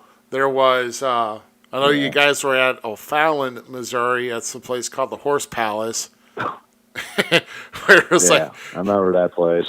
oh my god, it's like Was that the one nicknamed the Horseshit Palace? yeah, the Horseshit Palace. Oh my god, you want to talk about a venue that. Yeah, it's like they put the guys right out in the middle of the freaking right in the front of the show barn where it was already used and it was like half wet to begin with, so it's like mud on this and Yeah. oh my god, it was just incredible how you guys got I out there. remember that. Oh my god, and I was still just getting ready to get into the business at that time and. I was still like it was like in my first 2 weeks of training or something. I'm looking at him like damn. I was like that is like out in the middle of a freaking mud, a mud stable, Yeah. man. I was like, I'm thinking to I can myself, tell you, man. I can remember. Ruby, we've actually been in some mud shows before though too. So Yeah, but I'm thinking to myself at this time, like, God, I hope the venues get better than this. When Yeah. I saw that. Yeah, now that's one thing I think all of us probably could say a story about is what would be the worst locker rooms you've been in? Yeah, if you got an opinion on that, I'm sure, you know. 'Cause I know there's been a few closets that all of us tried to fit in a couple times in life. Like, what's going on here, guys? okay, no, I think I got you all beat. It was for a Carol Brown show. It was an outdoor show at a picnic of sorts or whatever, and the locker room was banners made into a circle. No top. That's all it was. And this was the one time that I can recall ever somebody is outside, and I will say his name is the Beast, and broke wind and still had a spray air freshener. Outdoors! That is That's pretty bad when you have to spray something outdoors. But man, you know, usually, you know, back in those days, we hit Hannibal, we hit all these other towns, Poplar Bluff, whatever, and we always hit, me just at the peak age of 21, wanting to hit all the bars possible anyway. So it's like, we're Yeah. drinking after the show, we're doing stupid shit after the show, you know. Hell, the Yeah. water park in Hannibal, man. I mean, God. And then Boonville Yeah. and God, just a lot of places to go, you know. Yeah. I thought we've been to every damn city Ruby? in Missouri. Felt like it. The haunted house shows that MPW did Oh, when we had a 100%. tent and it was collapsing. So we're trying. First, there's no lights in there whatsoever, and it's just falling all over us. So we're trying to change while everything's falling on top of us at the same time. That was probably one of the worst ones.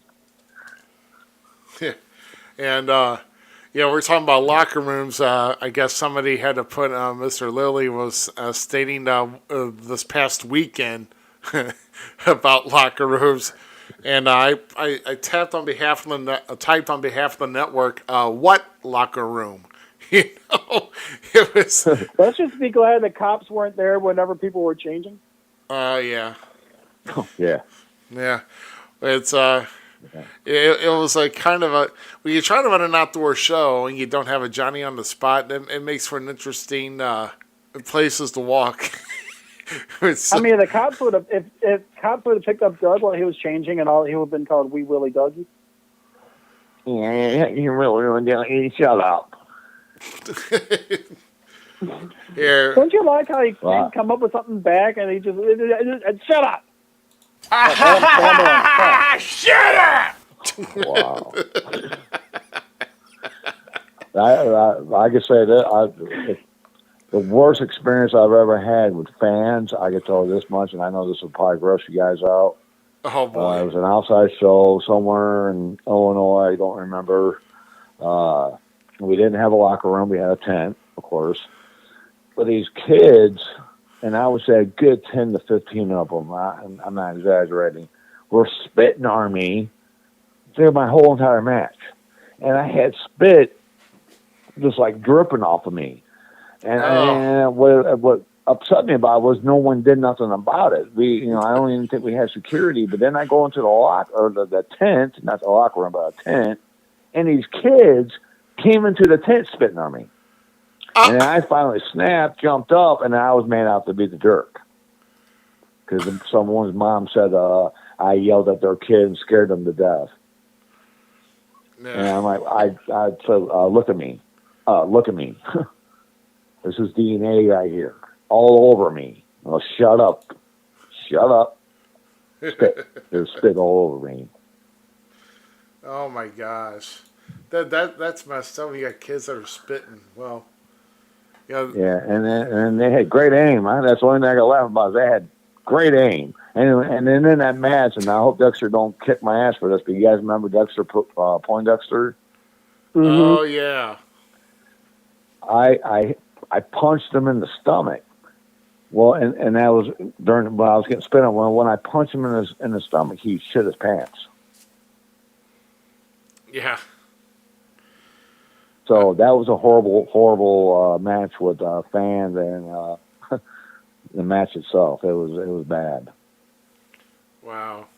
Well, you can't blame the kids for spitting, and although they learned it whenever they went to where mom takes them to, bring your kids to work day and everything, and she's at the street corner.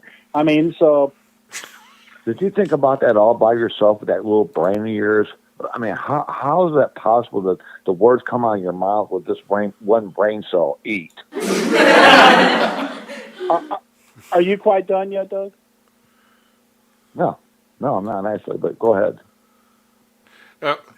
I mean, are you sure? I mean, it is. I'm absolutely positive. I am done. I am done. Okay. Hey, Mom! The meatloaf! Oh my Time's goodness. only ticking. Remember, Time is only on my side. You're gonna find out.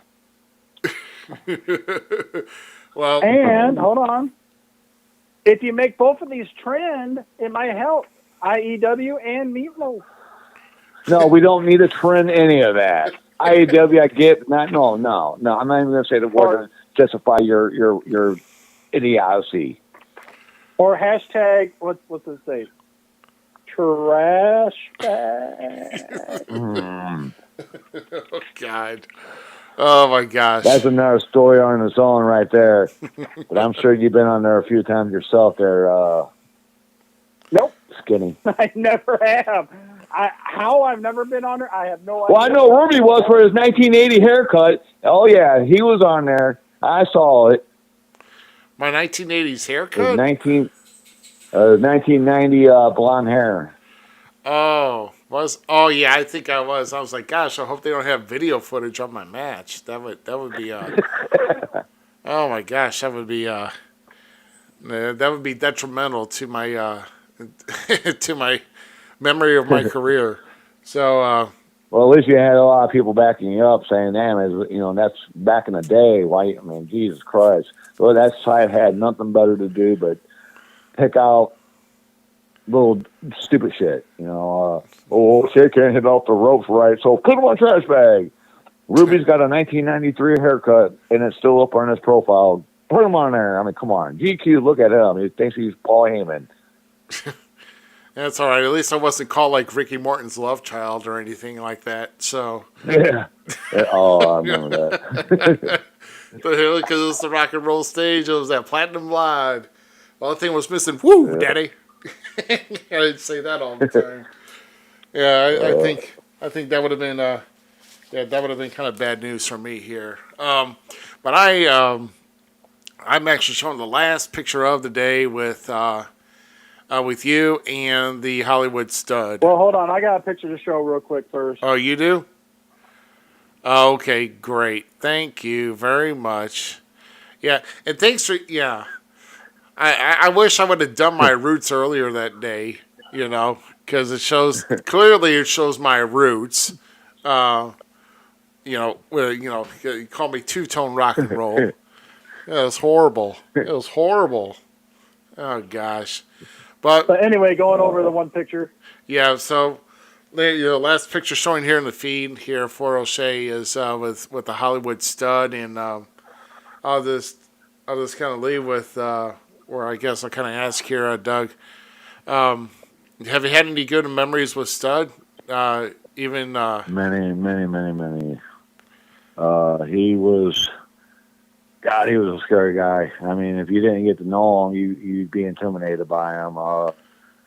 Everybody kept telling me when I had my first match with him, everybody kept telling me that he was going to kick my ass. You're going to get your ass kicked. You're going to get your ass kicked. And I was scared to death. Here I am, still new, not knowing what's going on. I'm going to get my ass kicked. Stud walks up to me. He goes, "All right, I'm going to kick your ass, and then we'll take it home." I'm like, "What? Wait a minute." And I was scared to death, but then and I went to do a clothesline to him, and I bounced off him. And I got to tell you right there how small I was and how big he was back in the day. I mean, I bounced right off him, but he was so concerned about not giving. He thought he didn't give me enough in the match, and I mean. I was a green rookie who had no character, no gimmick. I had a mullet, skinny as hell, white as a ghost, and he gave a crap about giving me some kind of push in there, and I'll never forget that, and always respect that what he did for me. And every time we've ever had a match, he always made sure that he wanted me to have the majority of the match. He goes, I'll give it to you, and he was just such a respectful man. I mean, I don't know if anybody could say a bad word about him. And if they did, I'd probably punch them right in their mouth. yeah, I mean, he was a really, really, really, really good man, along with Paulie Washburn, Hackshaw. We lost him a month after Stud, and 2 funerals in less than 2 months. That was really a lot to take in. Mm-hmm. yeah. And we're not like the WWE where it's drug related. It's cancer and a heart attack, and these are natural causes. And I just, man, I really miss those guys. I really do. Yeah. I so many times I wanted to call them, but what do you say to someone who knows they're dying? I didn't know what to say. It was the same thing with my dad. I didn't know what to say, and it bothers me to this day. My dad's been gone now since 2007, and Stud, being gone, and Paulie being gone, last year. It's a lot. It's a lot. It's a lot on one person who really, really cared about him. I mean, I know we all did. I know we all cared about those guys and my dad, and just wish I could have said something to him. I wish I could have. Well, just know, like I said, I believe, and at least with my dad passing over 4 years ago, I don't know I'll see him again at some point. Yeah. Always looking over, and you just gotta, have your faith, and when the time comes, the time will come, and definitely take advantage, live your life now, the way you have it now, and when that time comes, then it will come. But make sure you're here for the people now, and I like to say this, and I'll even know something that's stuck in my head for a very long time too, and it's still in my head every day. It pops in my head every once in a blue moon. Or now I can't even talk about. Oh, slow my talking down here. It pops in my head all the time, and I always have to think every once in a while. I was like, "Wow, was that a sign?" His daughter, Stud's daughter, was saying that, "Yeah, my daughter woke up to me and came up to me and said, why you sad, Mom?" And she said, well, because, your grandpa's no longer here. And he said, well, he told me not to worry. He's in heaven now. Now, if a 5-year-old says that, that gives me a lot of hope that there is something afterwards. But that's a whole different story as far as religion goes. But it was a powerful statement to hear from a 5-year-old. Oh yeah, absolutely. To deliver the message like that, and I believe that there will be something after life on Earth. Yeah. At least I do, and we can only hope that it happens here. But one thing I will there's one quick question in here that's been asked by MBK. Is there any young talent that you like that you see now, within the recent year or so that's upcoming? Is there any young talent that you see that you think can make it? If they, of course, if they apply themselves, of course. I would say Cody Smith. Not really. I don't know his gimmick name. He's changed it a million times. Little bitty guy, but the guy's got a ton of heart and a ton of ability to do a lot of high flying and chain wrestling. He just needs to slow down, because if you give it all in one match, then you're going to have to do it again, but you're going to have to do it better, and you're going to have to do it better. If for any guys out there, don't try to do every move you can in a match. There's going to be 100 more shows ahead of you. Don't give it all at once. Take your time. Yeah. Tommy Davis Jr. is who you're talking about. Tommy Davis Jr., yeah. I really think he's going to be something. Yeah. Got to stick with it and listen to the vets. Yep. Just, I guess, if I had to run a clinic, mouth shut, ears open, keep it that way. Make sure your brain's a sponge and soak all you can in and apply what you can. So, Yep, I agree 100%. Yep. Yeah, so what we'll do here is, I think we're about done here. But what I will remind people is we're going to be talking about this upcoming show next week. This coming Saturday is American Championship Wrestling in St. Clair. Bell time is at 6 p.m. All tickets $5. Make sure that you bring your own chair. This will be an outside show. And I could possibly work twice that night, and I'll explain that here in the meantime. But if I do win my first match, then I'll be facing Brian James for the ACW Heavyweight Championship that night. And with that, our featured guest next week is actually my opponent that I have Saturday, which is Reed Rain. And he's been around the business for quite a while. And he's actually our featured guest next week with the same time. And hopefully we'll get this call-in line straightened out here with the trouble we had here tonight. But that's for next week. And if you're in St. Clair, Missouri, or around just the Missouri area, it's right off of Highway 44, basically exit 239. You can't miss the Elks Lodge in that area. So come on out, check out the show if you're looking to see some good wrestling action there. And so before we end this, GQ, do you have any final thoughts for our guest? Nah. Nah. He wouldn't know what to do with a thought anyway, so.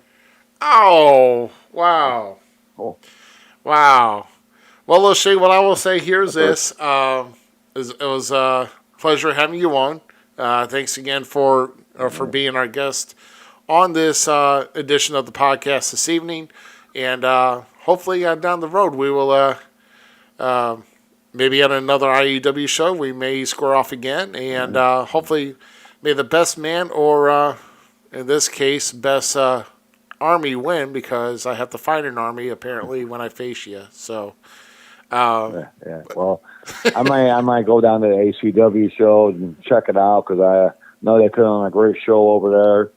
But because I personally want to go there just to see rearrange her face, but we'll see what happens. Yeah, you're more than welcome to come down. It's just hopefully you're not too disappointed when I win. So I'm highly confident. I'm highly confident. I can be confident, right? If you're not confident, you don't need to be in this business. So I got to talk my I got to talk my stuff. So that being said, we are going to call it a night here. And once again, we thank everybody who joined here this evening. And why is everything freezing up here? Almost. Doggone it. Hold on. Let's go to GQ. And let's go to... Yeah, okay. Now let's go to the good shot. Okay. Things are breaking this week. And we need to get out of here. So, for Mr. GQ, Matthew Wayne Schuyler III, I am Rough Cut Rick Ruby. This has been episode number 17 of the False Count Everywhere podcast. Come check out ACW this coming Saturday, and we'll see you back here next week, where we have Reed Rain as our featured guest. You all take care, have a great rest of your week, and a great weekend. See ya!